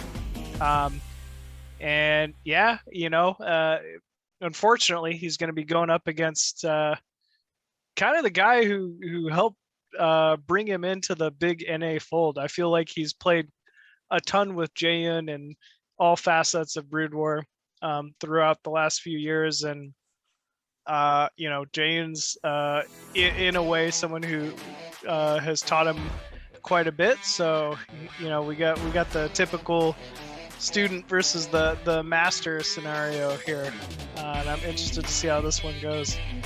I agree. Definitely a lot of games between these two. A lot of games. But we need to see, since they know each other so well, what will that bring out? Is there something they have up their sleeve? Will they try something tricky that they don't usually do during their regular games? Let's see what happens if it is Maars. Or yeah, that's right. I guess it may not be Maars. We'll have to see. Could be Ultra. Ultra, man. Ultra's another beast. Very underrated South American Terran. When I think of Ultra, I just think of Tank Man. Just every matchup, he just cuts the map in half, spreads tanks really well. He is also an ultra late game macro Terran. One of the best in the business. And you know, I think this could be pretty interesting. So actually, it looks like the map is going to be Circuit Breakers that we're going to be having Jaeyun go up against. Never mind. It's going to be Tau Cross, actually. Another classic map.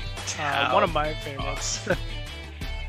What do you think of Tau Cross for PvT, Raz? I think it's not a terrible map. I think Terran can push to that third, but they got to push out a little bit. So you're able to kind of find those times to kind of break them or get a bust. And also the main is pretty open. So like there's potential to play a little bit of that Reaver play also. I think as the game goes on, it gets a little bit more difficult to play. I think earlier pressure, mid-game pressure is really important here on Tower. Is that because of would you say because of the ramps in the middle? Yeah, because of the ramps. Like, once the Terran gets to the top of the middle there, I feel like it's so hard to fight up, and they can just contain you to your 3 or 4 bases that you're there stuck with. they push out to them only and they can protect, because fighting up the ramp is hard, but if you can defend his Terran as the Protoss comes down, you can take that fourth base that does have a gas in there. It's also one of the maps where I feel like Terran have a lot of placements in the center to build turrets, which can be a little difficult for Protoss in general, right? If you got to really babysit every single observer moving across the map, it can get a little old, pretty quickly. Just going to give a shout out. We had a nice tip there from Manuem. Thank you for the tip, guys. We appreciate it here at BSL. Oh, thank you. Thank you. Yeah, thank you guys for supporting us.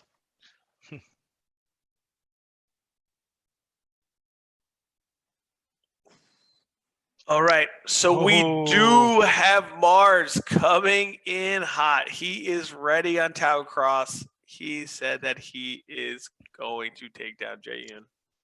I believe it, man. You know, he's gonna take down the master. TVP.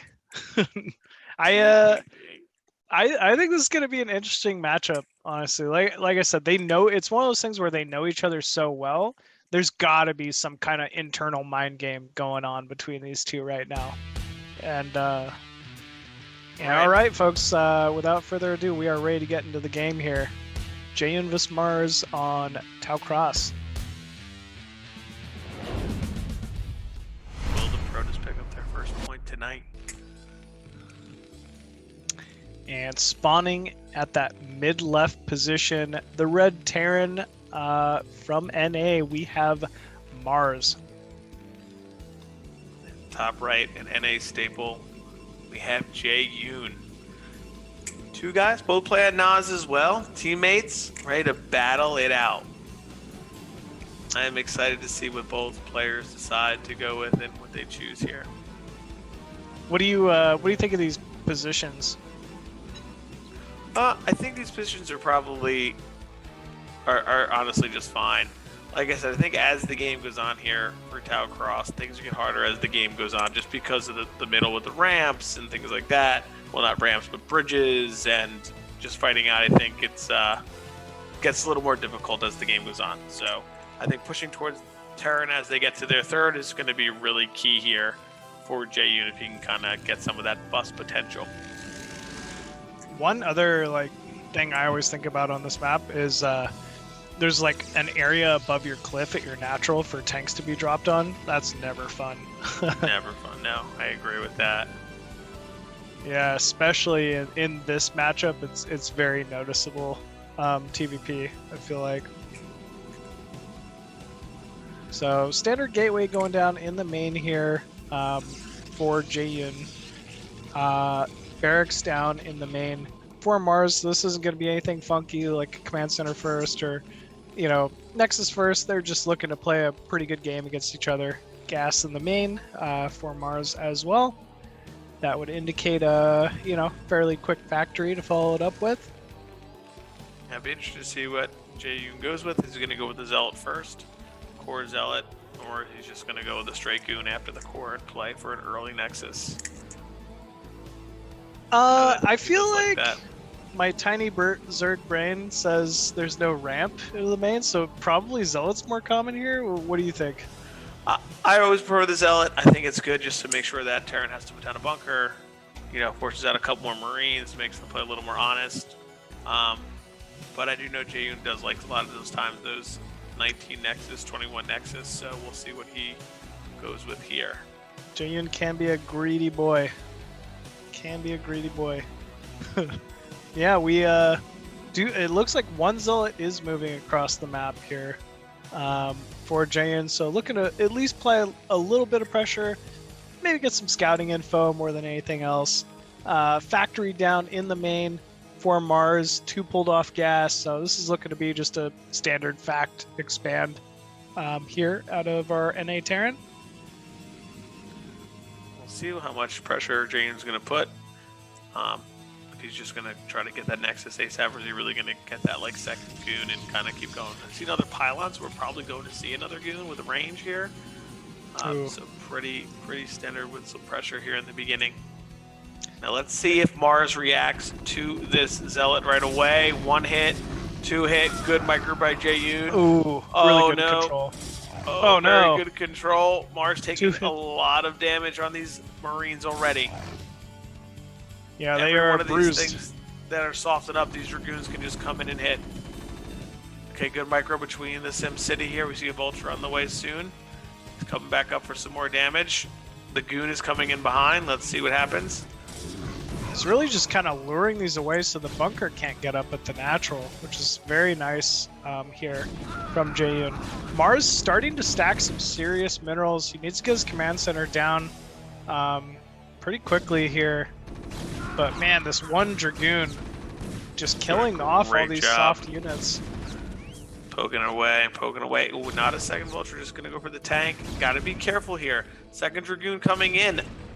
Oh no! He's really got to be careful here. Yeah, this looks like it's gonna be a little tough here for Maars. SCV and the probe fighting. Oh, takes it out. Last Marine goes down before that bunker gets up, and yeah, the add-on is being produced, so we're not gonna see a tank here for a minute. Can this Marine get in? It will get in. Okay, he got in there. A lot of damage done already, though, Machine. The command center is very delayed. He lost some SCVs. He's going to have to repair this bunker. I'm waiting to see if Jaeyun's go. Oh, we have the robotics already down. Probably going to be a Reaver here, coming to keep the pressure on. I know it's not much. Oh, good eBay right there to block some of the mining. Really, really good eBay. I like that. The repairing, I know it's little, but it hurts. It hurts. It adds up. Roll. Yep, it starts to add up, and these SCVs are not mining. Yep. Can he not only snipe are this they Dragoon? losing No. money. Oh, he's going for it. He got it. Boom. Fantastic for Maars. Well done. Yeah, very well done. Maars, just trying to pick up what he can here. Bringing those supply counts a little more even. I like the eBay block. That's kind of a cute little play. I haven't seen that in a while, to be honest with you. That was well done. So yeah, we still got a game here. I'm just a little curious how Maars is gonna end up dealing with the Reaver if it is Reaver. Oh, we only see Observatory. We don't see the support bay. But this is becoming a little bit more standard, where you go the shuttle observer into a Reaver so that you can get the observer out to scout to make sure they're not going starport or they have the turret ring already up. So I think he might be doing that, but I haven't seen the shuttle, so maybe he's just going to take a really fast third. If he was about to, he'd probably be taking it by 6:30, so it should be happening right about now, and it looks like that's exactly what he is going to do. I feel like this style has come back in the meta recently for PvT. I think of like a lot of the old foreign Protoss players, how they used to play PvT, and taking a third base off like 4 or 5 Dragoons was almost the standard for a bit, but I'm noticing it a little more and more recently. I think so many of the Terran have been putting up the turret rings, and looking for like these little early pressure type builds where if you go to a gate observer and you see what's going on, you can either prepare for it or just be greedy and take this third nexus and be totally fine. So it's really, like I said, on this map, I like it because it's a little bit away for the Terran to get to their third gas. So if you can get a, Gateway Man a little bit up going on with some Speed Zealot, maybe even a fast Arbiter. We did see the Citadel go down already for Jaeyun. True. You could be able to make that break. You could bust that Terran there at that third. Yeah, it's interesting.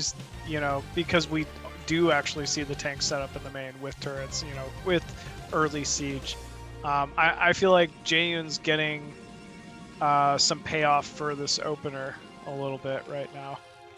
Yeah, so you think all the turrets that go down that are not being used are all money that Jaeyun's kind of catching up with here. So we're not catching up, but keep continuing to get ahead with. So if you're Maars at the moment, you're slightly behind. Like, what are you thinking to try to get back in this one? I think you gotta get your Vultures on the map. Just looking to see if you can harass these probe lines, right? Like right here, picking up probes, little wins like that. I like that Maars is going with the 3 factories right now. I think that's just so he can accumulate some more units before he does take his third. So that way he's not light on units when he pushes through. So you think he will? This is definitely a take a third instead of like trying to go for a 2-base timing.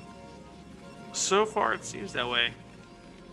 I haven't seen the 5th and the 6th. There's only 3 factories. He wasn't looking to amp up into or ramp up into 5 and 6 right away. So we also see the starport, probably a good indicator that he's looking to get 2-1 here. Okay, no third command center yet. He's a little bit in the dark though, which I don't love. Machine 4 Maars, like he's just getting his academy down now. Maybe he's confident that JY wasn't going to do like a 2 or 3 base fast carrier build, but I think it would have been good to maybe just have them start peeking around a little more. You can check the gateway count. Yeah, check that gateway count. Like really, kind of like you were saying before. There's no mines even on the map yet. We're getting close to that 10-minute mark. You got to have some kind of vision, some kind of like understanding of the potential of the Protoss at this point. Protoss has like great vision inside the main here of Maars, knows exactly what the factory count is, getting that arbiter tech up, spread out throughout 4 separate bases so far. And yeah, really we just have these 4 slow vultures on the map here for Maars, and I'm not seeing a whole lot of openings for potential damage. I'm not either. We see that Jaeyun is already taking his 4th because I think he knows that Maars eventually wants to add the command center. So he only sees the factory count at 3, so he had a gateway explosion. He's just going to expand again. I think it's a very good choice right now from what he's seeing. Oh, and there is the 3rd command center. I am going to be a little concerned for Maars that timing, and there might be a good timing with the ARB, with the stasis, to be able to, eventually attack that Terran setup. Yeah. I'm definitely worried for Maars here. I mean, if you really compare it, the 3rd command center is, in a way, like later than the 4th Nexus, which is never, if you're Terran, you're trying to stay on even base. If you're Protoss, you're trying to stay a base up most of the time. And I feel like Jaeyun's successfully been able to do that this game. There's just been no potential pressure output from Maars, while at the same time, Jaeyun's been up an entire base, entire unit cycle. There's just no pressure potential for Maars here, and because of that, Jaeyun's really running away with it. Yeah, I think usually the timing you want is to have your 3rd down as the Protoss is mining their 4th to really try to stay even with them. But as you can see, we see that gateway explosion happen as you took the 4th, and now look at the unit difference. Massive difference here. Massive difference, not a whole lot of mines on the map to clear, other than right outside Terran's natural and 3rd. Maars trying to slip by with some ultras here. Yeah. If he loses the vultures, I think that would prompt Jaeyun to go for an attack. We do see a dropship, so he's going to try to go for it, but we did see that Jaeyun had cannons in the main. One of those things, though, is you got to be careful. You keep sending these vultures out, they keep dying, and the Protoss can bust because they know there's no protection for those tanks. I want to see siege tanks dropped on the cliff. That'll definitely prompt a response from Jaeyun, but I don't know. Jaeyun might still be able to kill him. I think we're going to see this bust here. I think Jaeyun's about to get close to max. Mines and here we go. Cleared with these first groups of Dragoons. Siege tanks in range, though, doing a great job focusing down the Dragoons, but it doesn't matter. Zealots all over that tank line. Tank count is gone. And way too much Protoss. Way too much Protoss. Yeah, I mean, it's just the hardest part of PvT. I feel like or TVP early on is just being able to stabilize that natural early. Zealot harass is so difficult to deal with, and Maars, I'm sure does it all great a lot of the time, but man, if you make any kind of mistake, a player like Jaeyun will punish you for it. So, you know, well played. Jaeyun taking a big W there for Team Protoss, the first of the night. So yeah, man, let's see what Zerg he ends up fighting next.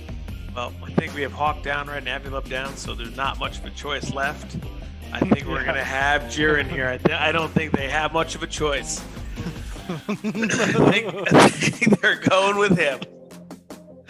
Good point, man. You know, us Zergs not so good at the whole deductive reasoning. Hey, don't worry, you can guess the map. There's a lot of choices, but if I had to pick, I think they're gonna pick what a lot of Koreans call Zerg Breaker. Oh, and CBMs. Zerg Breaker, man. Yeah. I don't know, what map are you talking about? Yeah, no idea, huh? No idea. Yeah, Zerg man, it's Breaker a fun map. could be incoming here. I just like late game CB ZVP where it just gets down to like the Ling spam, and you're just like throwing Zerglings across the map at max supply into like, you know, Mass Zealot Archon. It's so much fun. So I hope we get to see a late game ZVP between these two. I think, you know, Circuit Breaker sets us up that way. I think it's so hard for Protoss because the third is in mineral only, and it's very easy for Zerg to take a fourth. And things get very difficult because it's very hard to attack into these bases. So I think Zerg can really, really take advantage of that and get good engagements in the middle of the map. But I will say, Jaeyun on a little streak here, Machine. Jaeyun on a little streak now.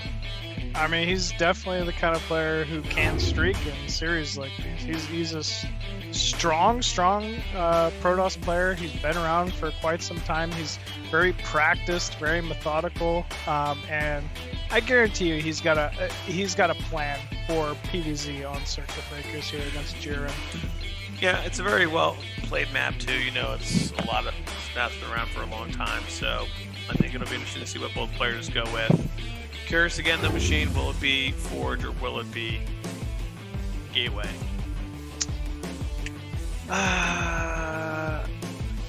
Alright folks, we are ready to get into this one, but we're gonna be having Jaeyun going up against Babo on Circuit Breakers. Yeah. Babo, great South American Zerg player, known for his muta control, great control, you know, micro specifically. And yeah, we have Babo spawning here at the bottom left corner of Circuit Breakers as the blue Zerg. And the American Protoss, who has 2 wins, is in the top left. That is Jaeyun. I'm kind of glad we see these spawns, though, Machine. I think things get a little bit more difficult and weird on Circuit Breaker when you are like the horizontal positions. Yeah, the third base just feels so much more exposed in horizontal, I feel like. But yeah, I think as is, we should be set up for a pretty good game here. The one thing I'll say is natural to natural in these positions is a lot shorter than it seems sometimes. Like, you know, one gate zealot pressure can be quite difficult to deal with, although it doesn't look like we're going to be seeing that here out of Protoss. You know, but maybe vice versa. If Jaeyun goes for quick, which we definitely don't see, it's going to be a hatch first here, but if he did a pool first opener, he might have some potential to do some damage. But this is actually a 12 hatch. We don't see 12 hatch much anymore. Wow. So he may be Babo, anticipating the Forge first, only because it is a huge opening at the natural. it definitely is a big opening at the natural, you know, and this is one of those little risks that sometimes you just got to take it, and it'll pay off. And yeah, it definitely has here for Babo. Babo, you know, great choice of opening here at the start of this. All right, James, I see this. Do you think there is a potential for a cannon rush? There definitely is with 12 hatch. And yeah, we even see the probe moving to the natural frantically. Looks to get the first pylon down. we're gonna need drones, bro. We're gonna need to pull some drones here real quick. Oh, it doesn't block. No, he didn't do that right. Uh-oh. And Jaeyun, drones were pulled, but no. yeah, Jaeyun messing that up a little bit. Shoot.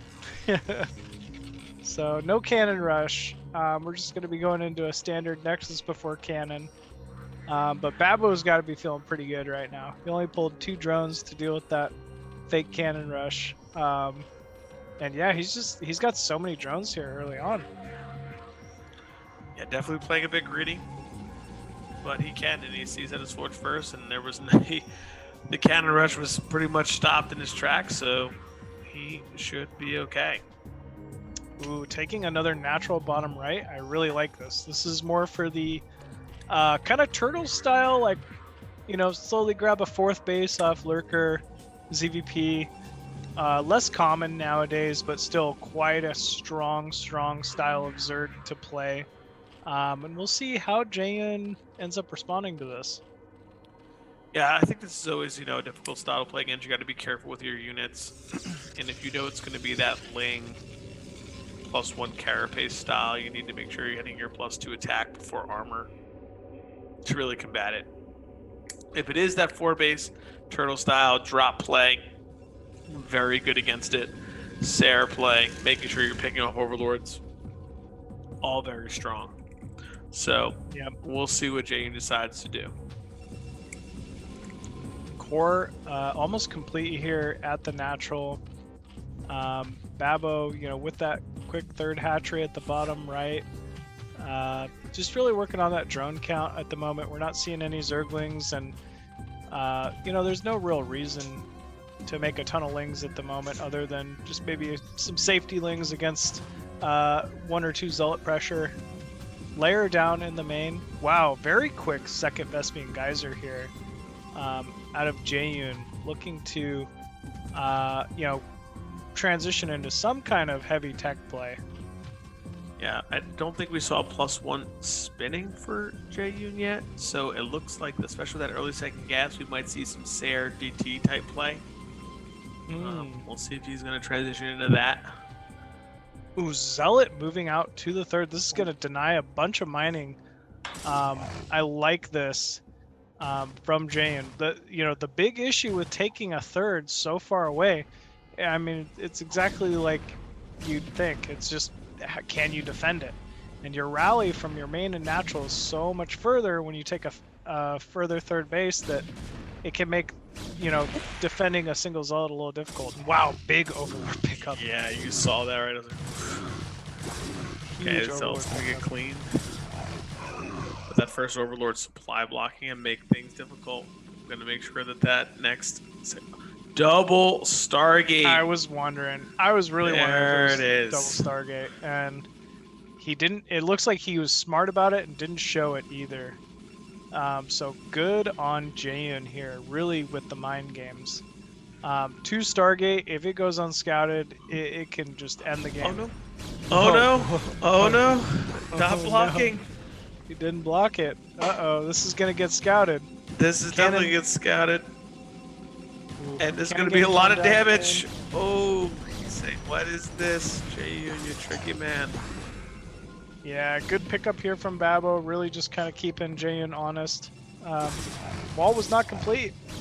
That's simple. So big damage here. Not a lot of probes lost though. And now that we have these Sarah on the map, I think it's, definitely going to see some difficulties for our Zerg player with these Corsairs starting to pump up. Yeah, 2 Corsairs already out. If you remember, Zerg was a little supply blocked to start this, so maybe the Corsairs might be able to get like a few Overlord kills here. Ooh, Okay. Can he get it? Nope. Back it up. Very close. Scourge is going. He's trying so hard. Look at him go. He just wants to run into that stair so badly. He really does, man. Ah, shoot. Not quite there, though. The problem is going to be once he gets +1 and he gets like 9 of these Sair, he's going to start melting down the Scourge and these Overlords so quickly. Yeah, he really will. Surprised that he's out with 3 though, or 4. I'm surprised.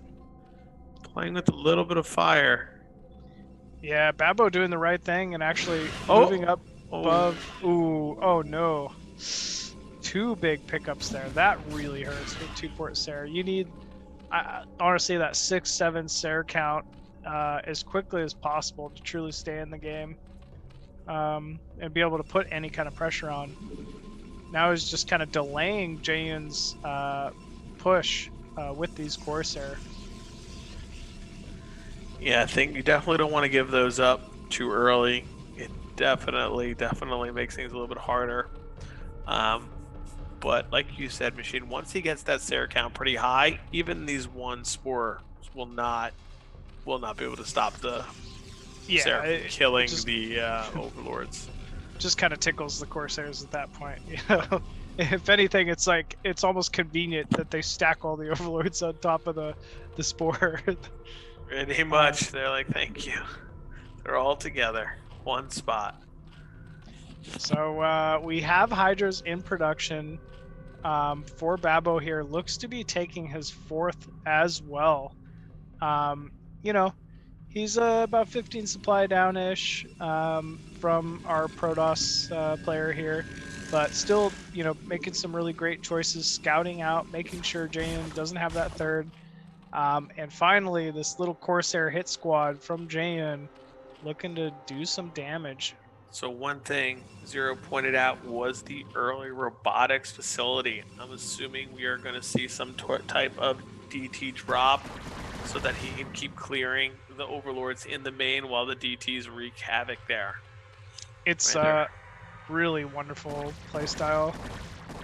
It's very difficult for Zerg to deal with, especially if you look at, you know, with this style, Zerg almost wants to stack the overlords over the natural, over the 3rd with a spore, and there's almost nothing in the main or the 4th base to defend something like a DT drop, especially with no spore.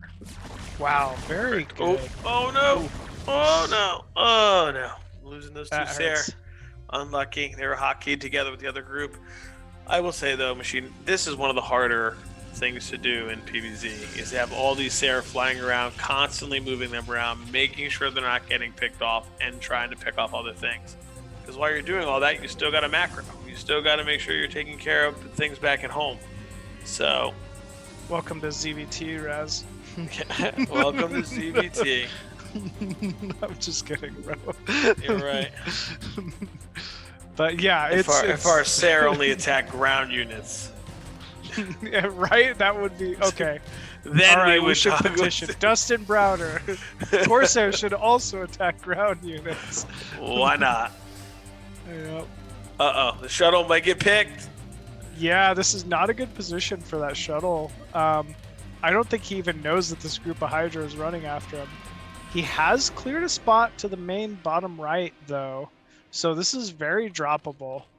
But yeah, that shuttle, I mean, it's got to find some kind of a ninja pathway to go bottom right here. Like I think you said a lot. Sometimes just taking her along the edge of the map might be the best thing just to be able to get it safely into the base. It sure feels like it. You just like hug the edge of the map.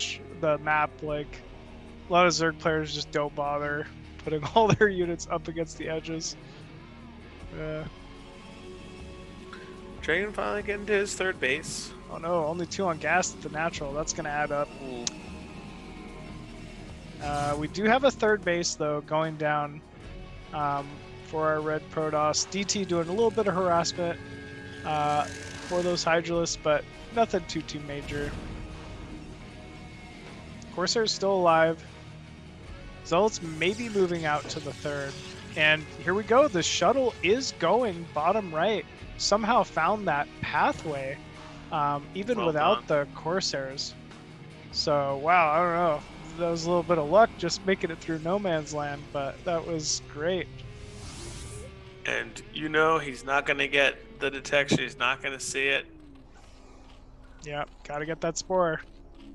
So And bam! Take Invisible man. that, Zerg! This is what you get!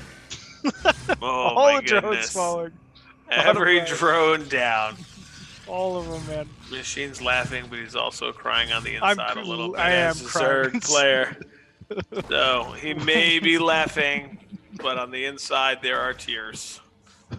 Welcome to a ladder game I played earlier today. like, literally, like, it's not that rare.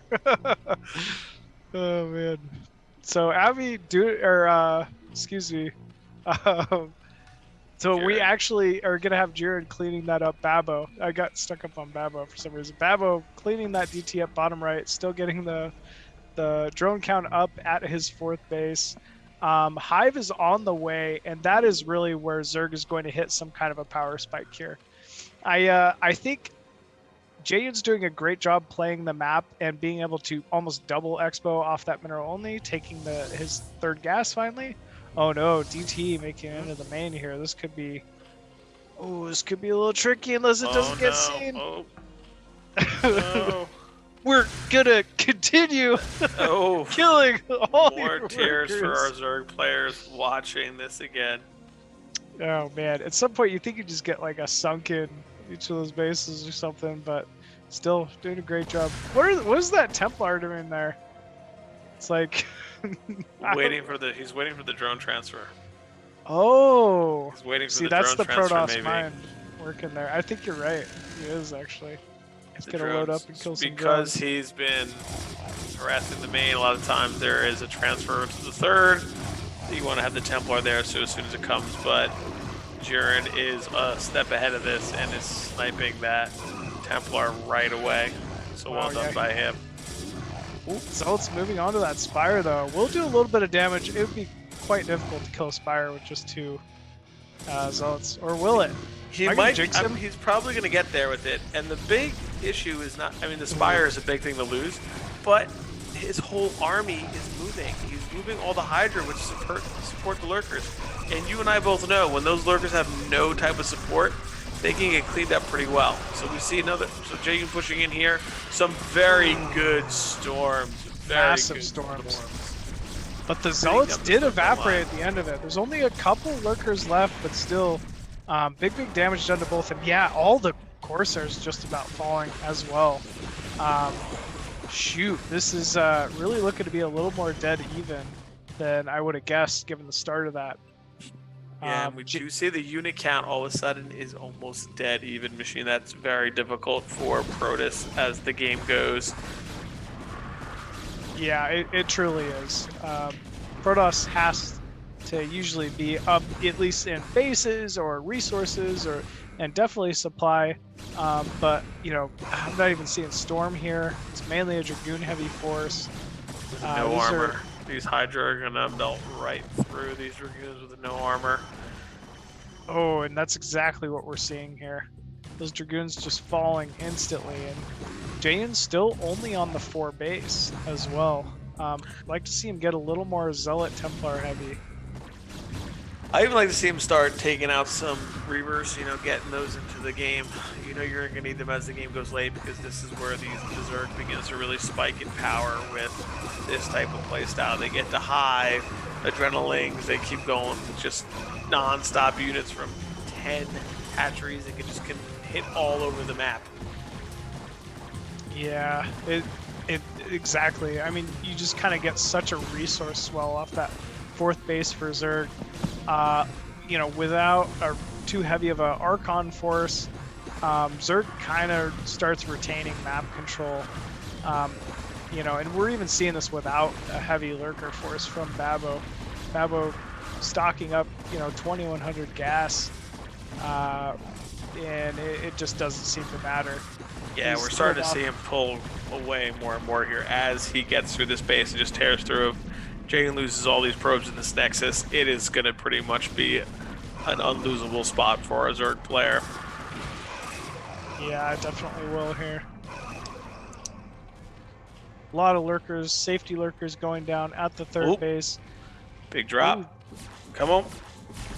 There we go. Templar out. There it is. Big Pretty storm good storm drop. there. But yeah, I mean, just no 3rd base here even for Jaeyun. It's going to be quite difficult to come back from this. Yeah, no 3rd base. Zerg that's running on 5, looking for a 6th. He already has 10 hatcheries. I think things are going to be very difficult from here. Some lurkers getting surrounded in the center of the map here by Jaeyun. But, oh, more Hydras moving in. Big storm. Good storm.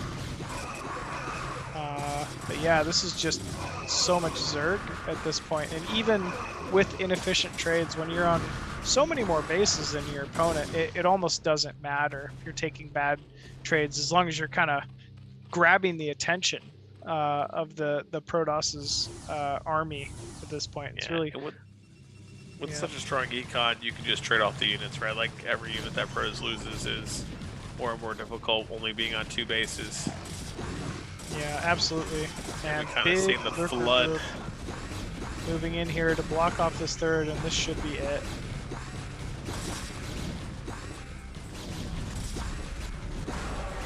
So yeah, lurkers going down. Might even try to bust this natural here of Jaeyun.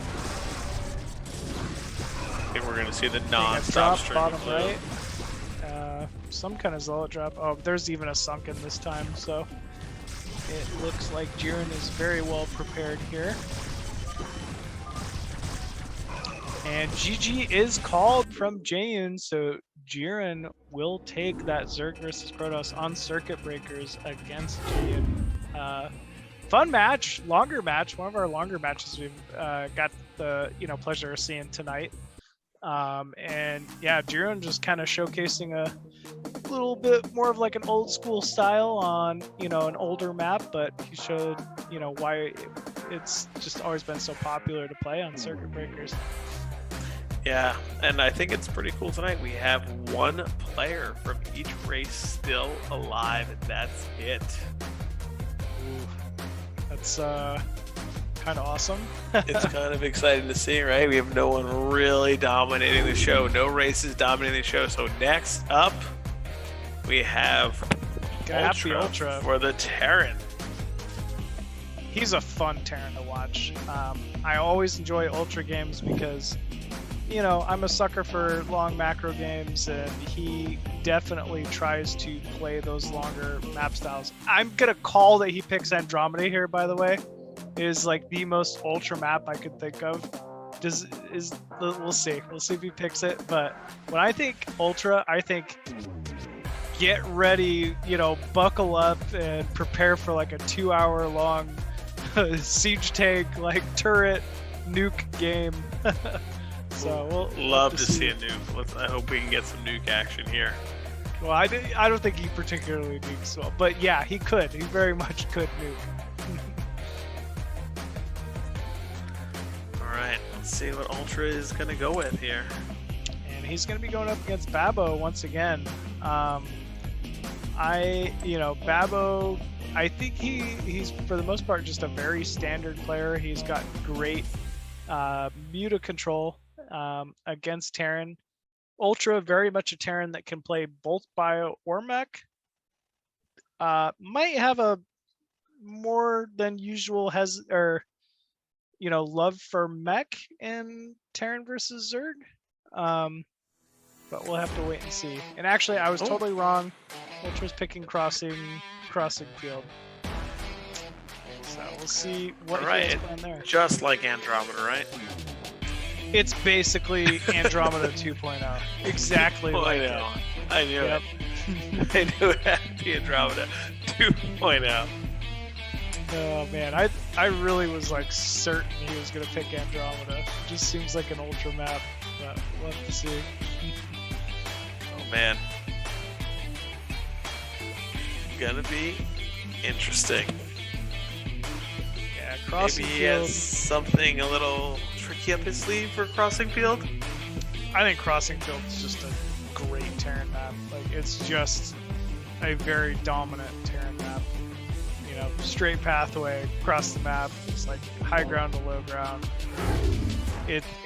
There's no real place to kind of get like a great surround or an arc.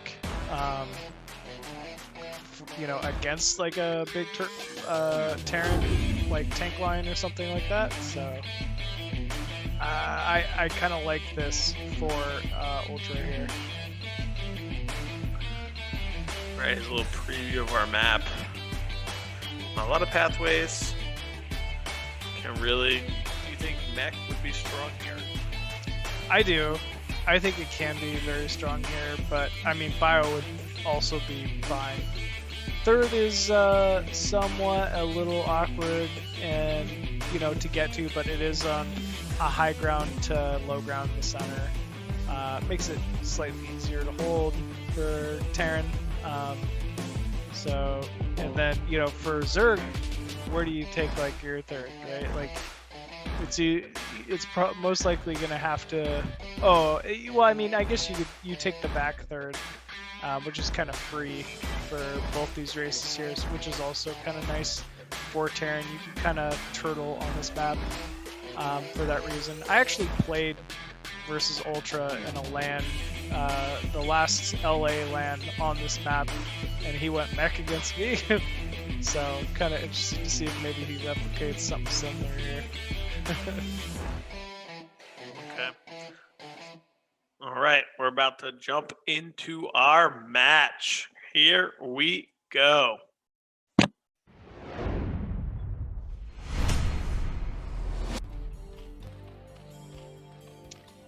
And spawning at the top left of crossing field as that red Zerg, we have Babo. And on the right side, our last surviving Terran player, Ultra. So crossing field, quick 3 base for, you know, both players. I think this is kind of good for Terran in general.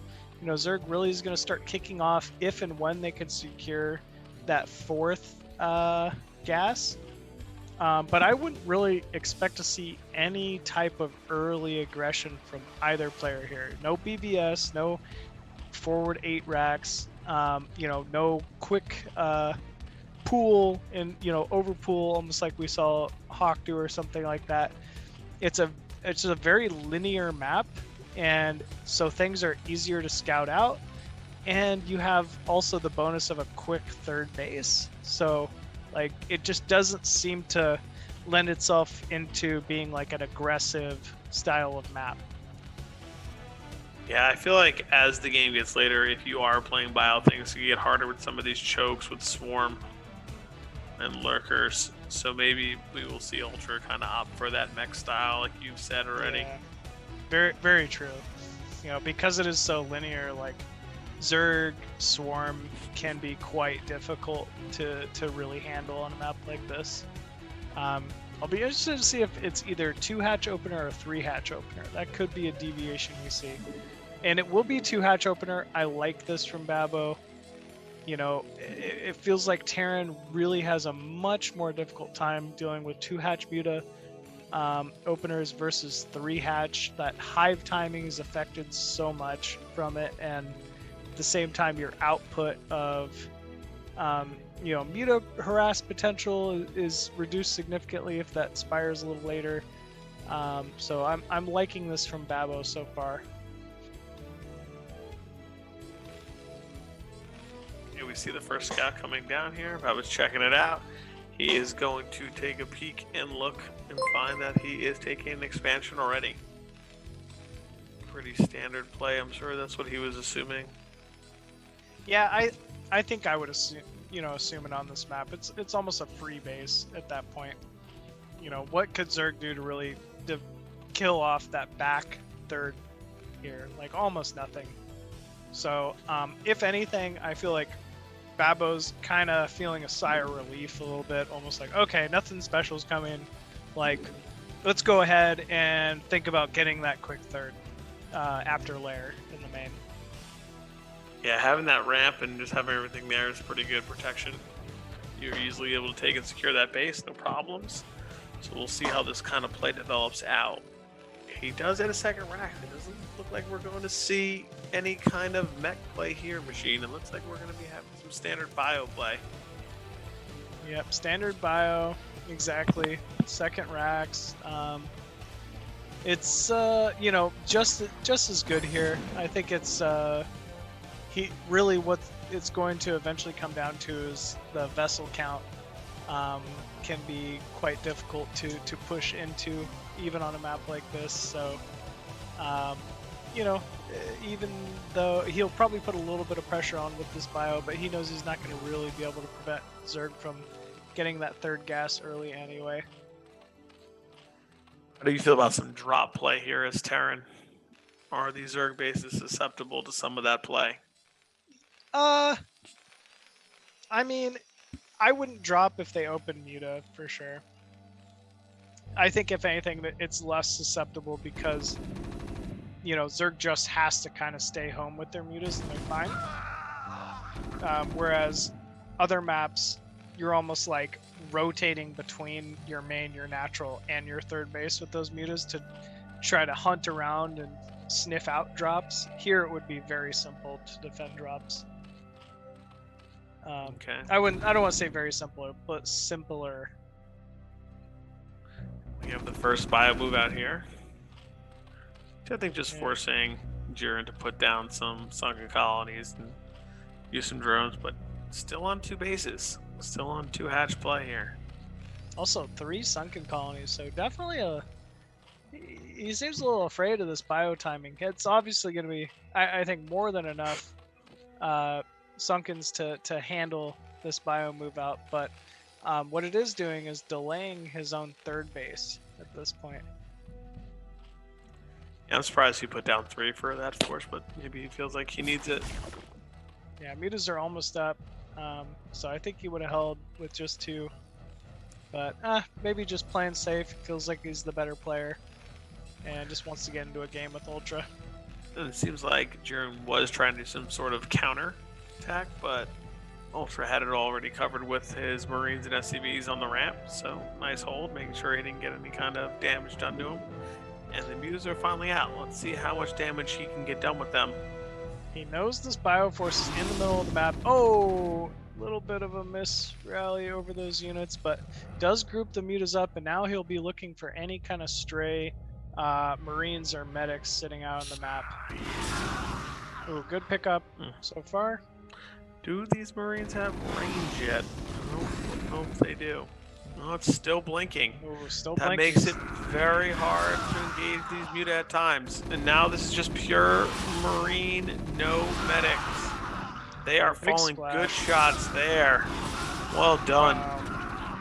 Yes, Very well done here from Trovo. clears this first Bioforce. Very good for the Zerg.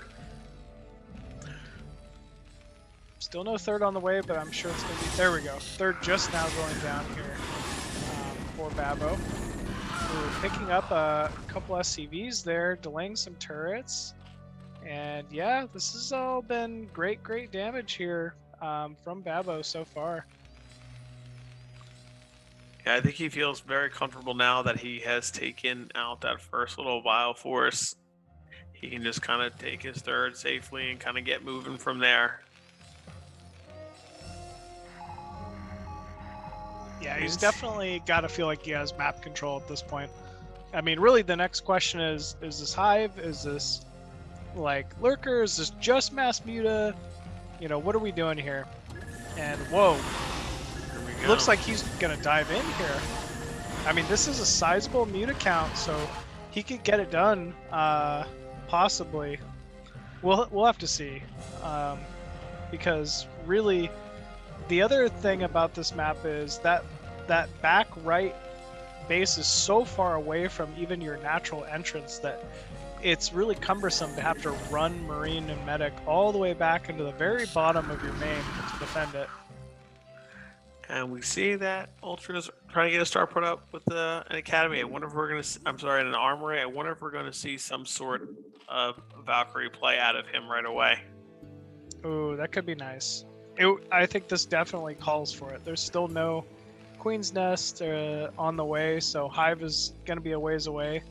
It kind of makes me think that Babo's, you know, really reliant on these mutas for a while.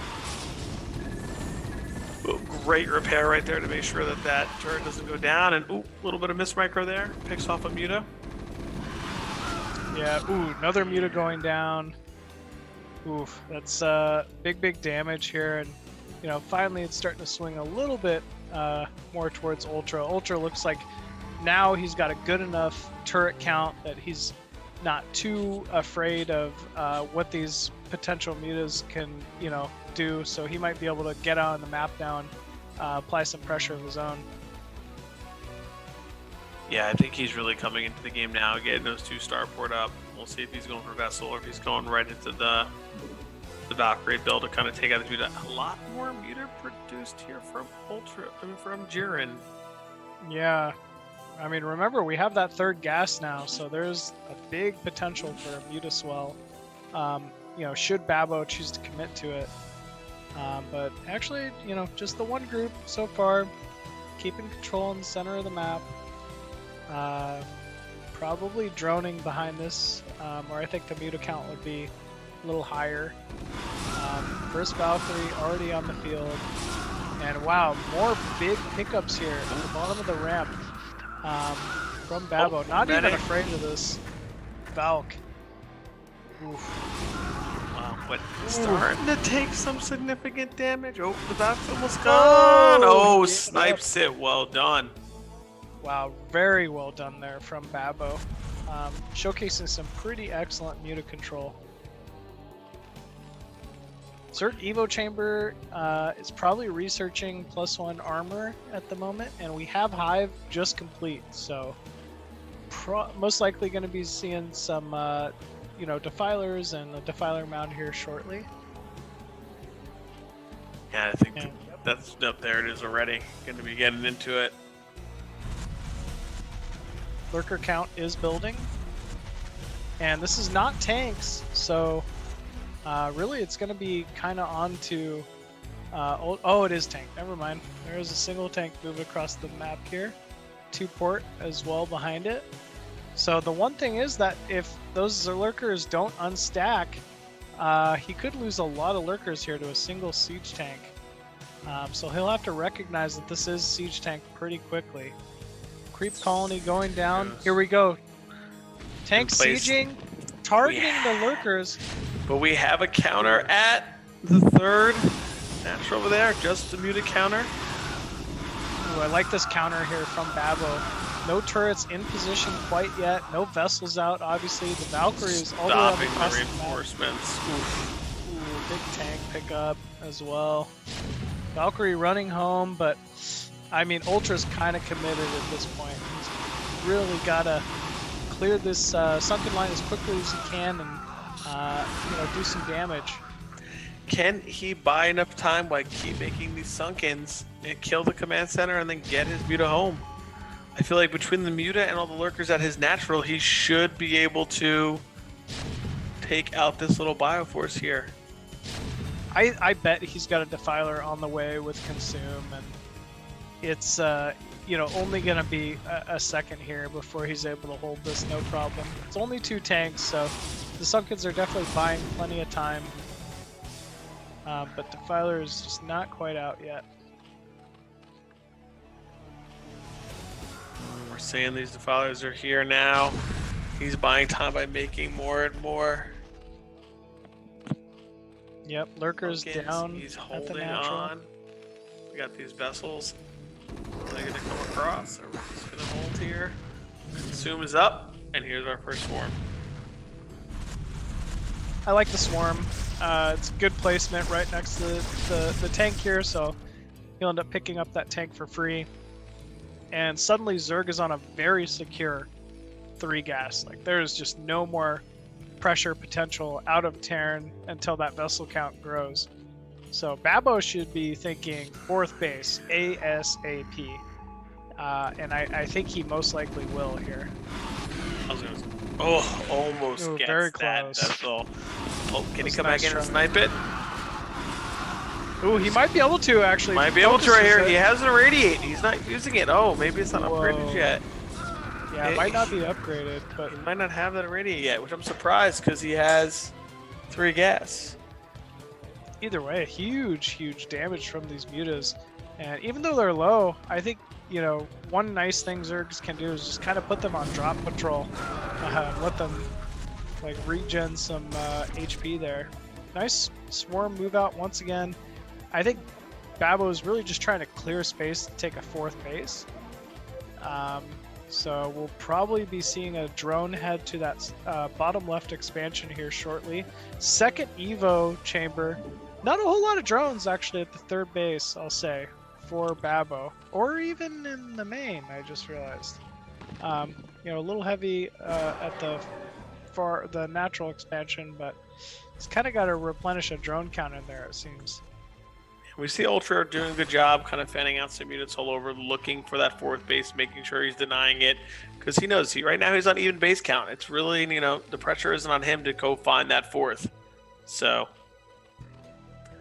this is a very big amount of lurkers. I feel like I think Babbo could kind of hold with, you know, like 4 or 5 less lurkers, no problem, and maybe could have been using some of that extra gas to better his ultra count or take a 4th base or drone a little earlier. But I mean, either way, lurkers, it's not like they get any worse the later the game goes. They're still very strong against bio, very strong against, you know, this force here that we have from Terran, from Ultra. So we'll see how this plays out. Yeah, we do see those dropships are coming in now. We'll see if he's going to take them to his 3rd. It looks like he is.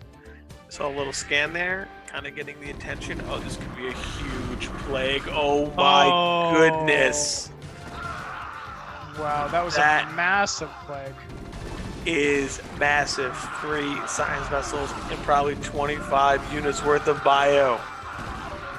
He should be able to tear down this vessel count, but actually huge double drop at the 3rd. Oh no, I don't think Jiren even noticed. This base is just gonna get evaporated. Evo chambers going to get focused down. Muta's showing up, but a little too late to the fight. Are gonna focus down these dropships, and suddenly Ultra's in a fantastic position. Oh, in the main here now, taking out more and more drones. The Slayer's Boxer. Man, one control group of Marines looking to end this game. Wow, lurkers do come in to save the main, but not before quite a few drones have already fallen, as well as that 3rd base and both Evo chambers. I mean, that is massive. You need your upgrades in the Zerg vs Terran matchup. If you don't have armor and you're fighting against, you know, mass bio, good luck. And I believe he even forced the cancel on the 4th as well, so he is down to just mining his main and the natural in the front. Oh no. Suddenly, out of nowhere, Babbo looking like he's in such a tough position here. He's got to get some miracle plagues, you know, and hope to just be able to shred this bio vessel force, or he's going to be in some serious trouble. And you see that Ultra has secured his 4th base already, which makes things very difficult. Exactly. Whenever Terran is on more bases than Zerg, it's bad news bears, man. It's really, really tough for Zerg to kind of keep up in that eco. And once again, 4th base going down. This is this is looking quite tough here for our Zerg. Looking to engage, getting those radiates down. Big Another plagues. good plague. Another very big plague going down here. And yeah, suddenly that bioforce just completely falls. So for now, I think Zerg has fended off this Terran timing. A lot of units at home. A lot of units, a lot of siege tanks. Look at the supply count. 171 to 101.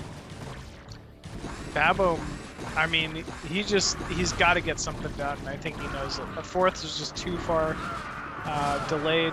He's got to use the defilers and the lurkers that he has. But yeah, this is just a big counter timing, it looks like, almost from Ultra. That is a lot of lurkers and sunkens, though. I'm not sure this counter timing is quite going to be enough here from Ultra, but we'll have to wait and see.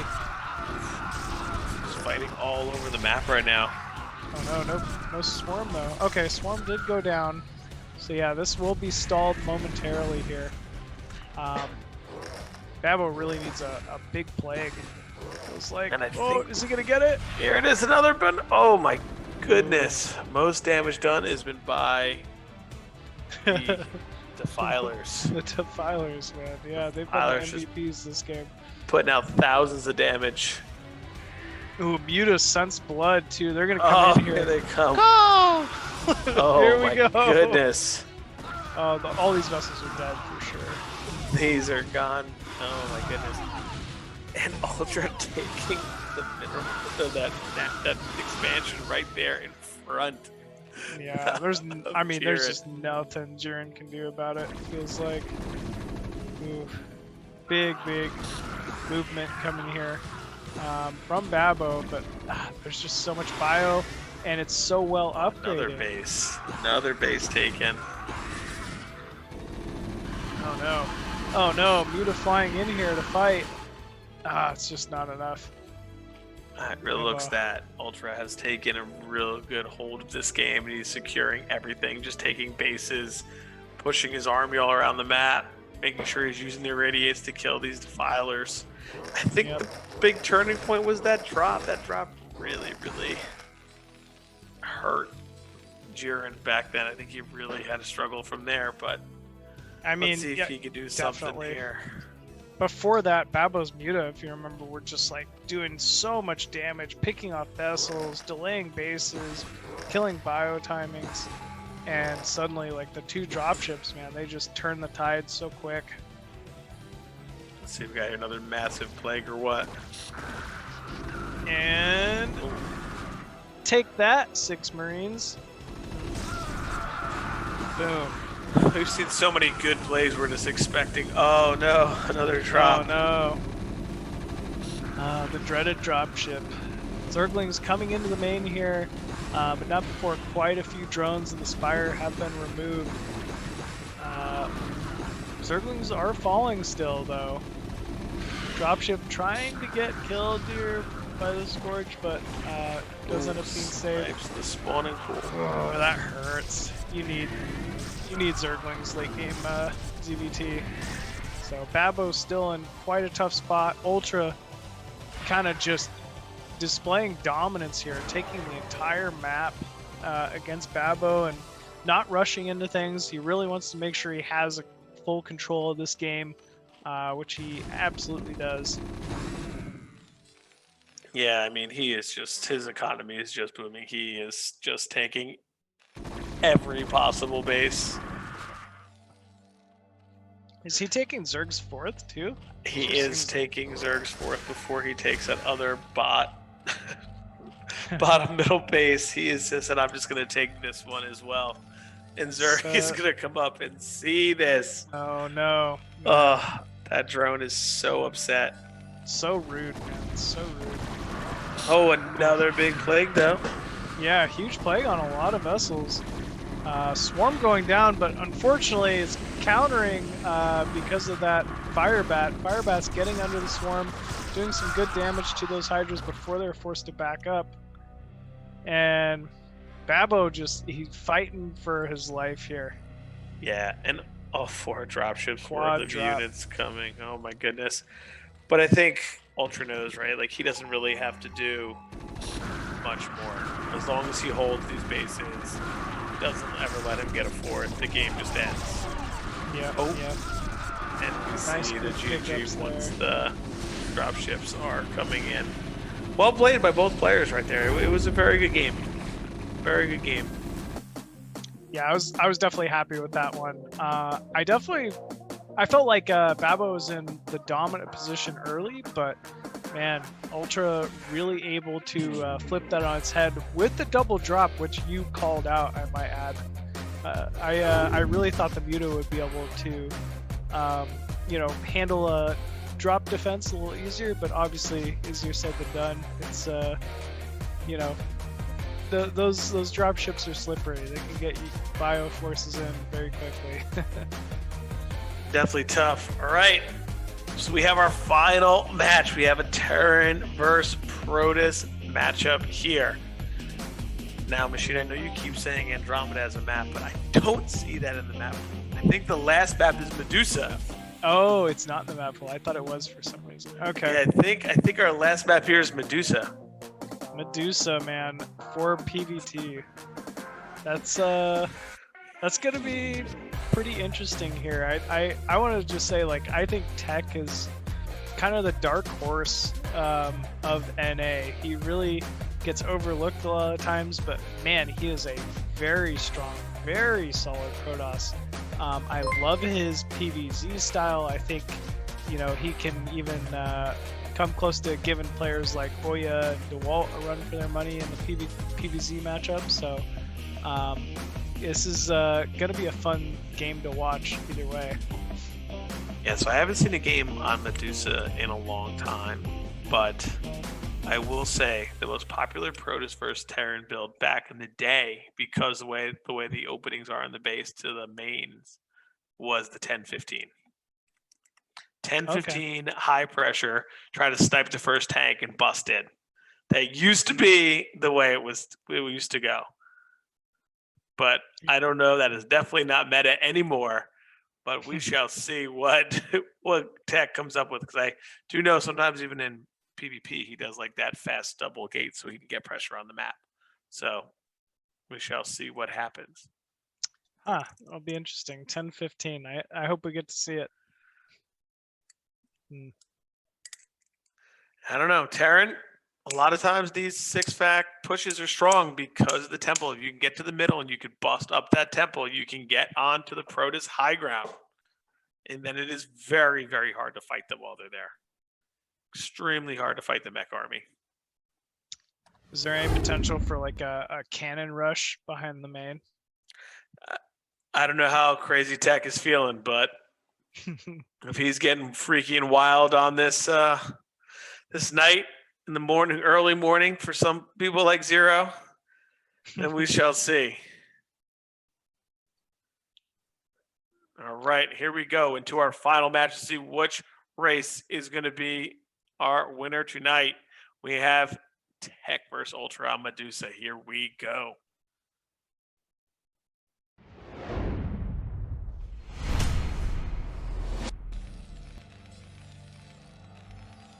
And spawning at that mid-right location as the blue Terran, we have Ultra. And our Protoss player trying to keep it so the Protoss can continue their dominance. We have the red Protoss DM Tech. Quite curious to see. Yeah, Medusa. Haven't seen this map in a while. Really excited to see what these players do on this map. Yeah, I think you know, obviously anytime you have a map with an in-base third like this, like the, you know, crossing field, you know, it's it just tends to play for like more of a drawn out game in general. I think there's a high likelihood that we're going to see both these players get to a 3 base before really putting on you know, a ton of pressure, but you know, who knows? Like you said, Tech does like doing heavier 2 gateway timings occasionally, so might go for something like that here. Yeah, and on this map, Terran drops are very strong as well. You can kind of hold your nat, take that second gas and get a dropship. I mean, dropping behind the Protoss mineral lines on top of those little cliffs behind make things very, very difficult. Very, very true. Yeah, Vulture drops on this map because you can even reach the mineral line with Vultures on this map, which, you know, pretty difficult to deal with. Yeah, especially with these wide open main. Yep. So far, very standard, and we're going to see a first scout here from Tech. So he sees that he's trying to block this. Yeah, I think he maybe assumes Terran was trying to take the natural there, but kind of had a little dance over the natural there. Tech trying to figure out if this is command center or not, but as we know, he's actually just going for a pretty standard factory in the main. Core already down here for Tech. little bit of harass going on inside the Terrans main with that probe. So, and also with such a great early scout, it's looking pretty good for Tech. Meanwhile, Ultra misscout a little bit with his SCV. It kind of got stuck at that temple at the bottom side of the map. So that scout will be slightly delayed. One of the annoying things about the map is definitely the pathing on this map. For sure, for sure. And so far, very standard play from both. Yeah, it's looking pretty good. They're very standard, so... I'd expect Terran to be, taking a bunker and command center at the natural before too long. Tech, is that a robo? No, it's a gateway. Second gateway. Oh, second gateway. Heavy pressure incoming. I like the positioning of that, hiding it away from the first gateway. So even though, this SCV is going to come in here, think it's getting a scout. Oh, is it? Oh, he sees it. He sees it. He's got to know what's going on now. Oh man, Wow, the jig is Ultra. up. Yeah, the jig is up. Man, that's a very good scout there from Ultra.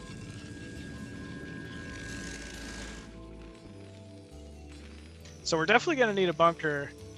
If you're Terran and you know that they're going for heavy Dragoon pressure, you always open siege, or? I would imagine that you just would open siege.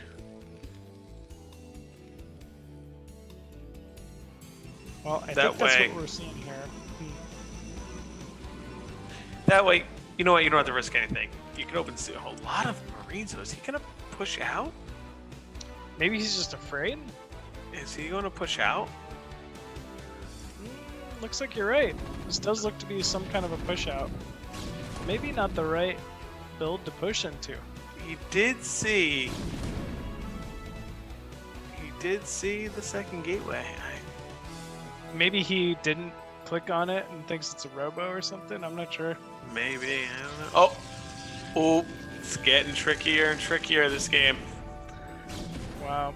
Templar Archives on the way.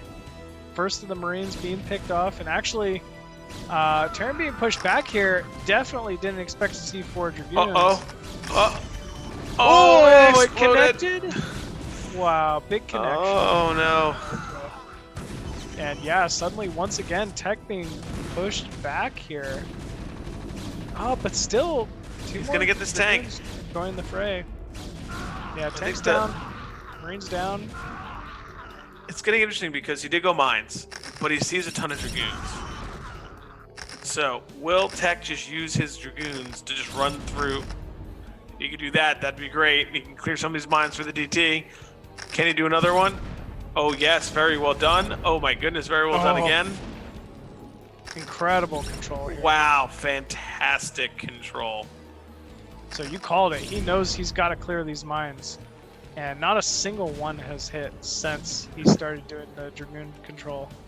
Vulture's running around behind. Say this may be game here for... He's going to scout it. He's going to scout it. I was a little nervous for him because of the... Oh, he scouts it because his vultures are out. There's just tanks. There's no eBay. There's no academy. Yep, there's nothing here First to detect DT is out on the way to the Terran base. Oh, Siege is up though, but oh no, he's in range of the siege tank. Ooh, maybe he won't quite be able to do it. Frozen was Dragoon. frozen for a while. Oh, Every tank does go Protoss' down favorite. Frozen Dragoon mid-fight. But I what still does don't he see have any to do with these DT? What does he have? Maybe he could siege and shoot his own SCVs. He could do that. Some splash damage could make it happen. We'll see how it goes here. First DT walking in. Marine just walking alongside him before getting clawed in the face, and GG is called. And our Protoss are gonna take it down again. Once again. Hey, this was just an incredible, night of games all around. Protoss did take it, but that's not the full story here. We had some wonderful games out of Ultra, wonderful games out of Jiren, Jaeyun, Avi-Love. The Avi-Love and Terror series was wonderful. Terror also obviously taking out Hawk out at the beginning of this. This was definitely a back and forth night for all the races. And you know what? Most importantly, I was here to watch Zerg get on the board, so that's what matters. Yeah, some really great series. Once again, it was very, very, very good. I'm glad we got to see a lot more games and see everyone get to kind of mix it up a bit. Yeah, a lot of fresh new faces for the Race Wars series here for BSL. But yeah, once again, Protoss taking it out. Foreign Protoss players got to be feeling pretty proud once again. And hats off to them. Dragon, Jaeyun, and Tech all played phenomenally tonight, and it was a lot of fun to watch. Yeah, it was definitely great games, really great to watch. And, thanks to Zero for having us tonight on this cast to be able to kind of see some of these fantastic games. And he'll be back at it again soon. And this weekend, there's going to be some really great Pro League matches coming in. So hopefully we'll see some more of the Protoss get out of those groups as well. Yep. I'm definitely going to be looking forward to it. Want to reiterate the sentiments. Thank you so much, Zero, for having Raz and myself on this. This is a ton of fun. Glad to be a part of this, and thank you everyone for tuning in to some more BSL action. Hope to see you folks again in the future. Okay guys, so I'm unmuted. I wanted just to add, so huge thanks to Mr. Machine and Mr. Raz. And we will have the day 4 of the Races Championship in 15 hours. So it will be 8 p.m. Central European time. So this will be the day 4, and yeah, today is done. So huge thanks to Mr. Machine and to Mr. Raz. Okay guys, so thank you very much for watching, and we see each other tomorrow in 15 hours. So bye bye.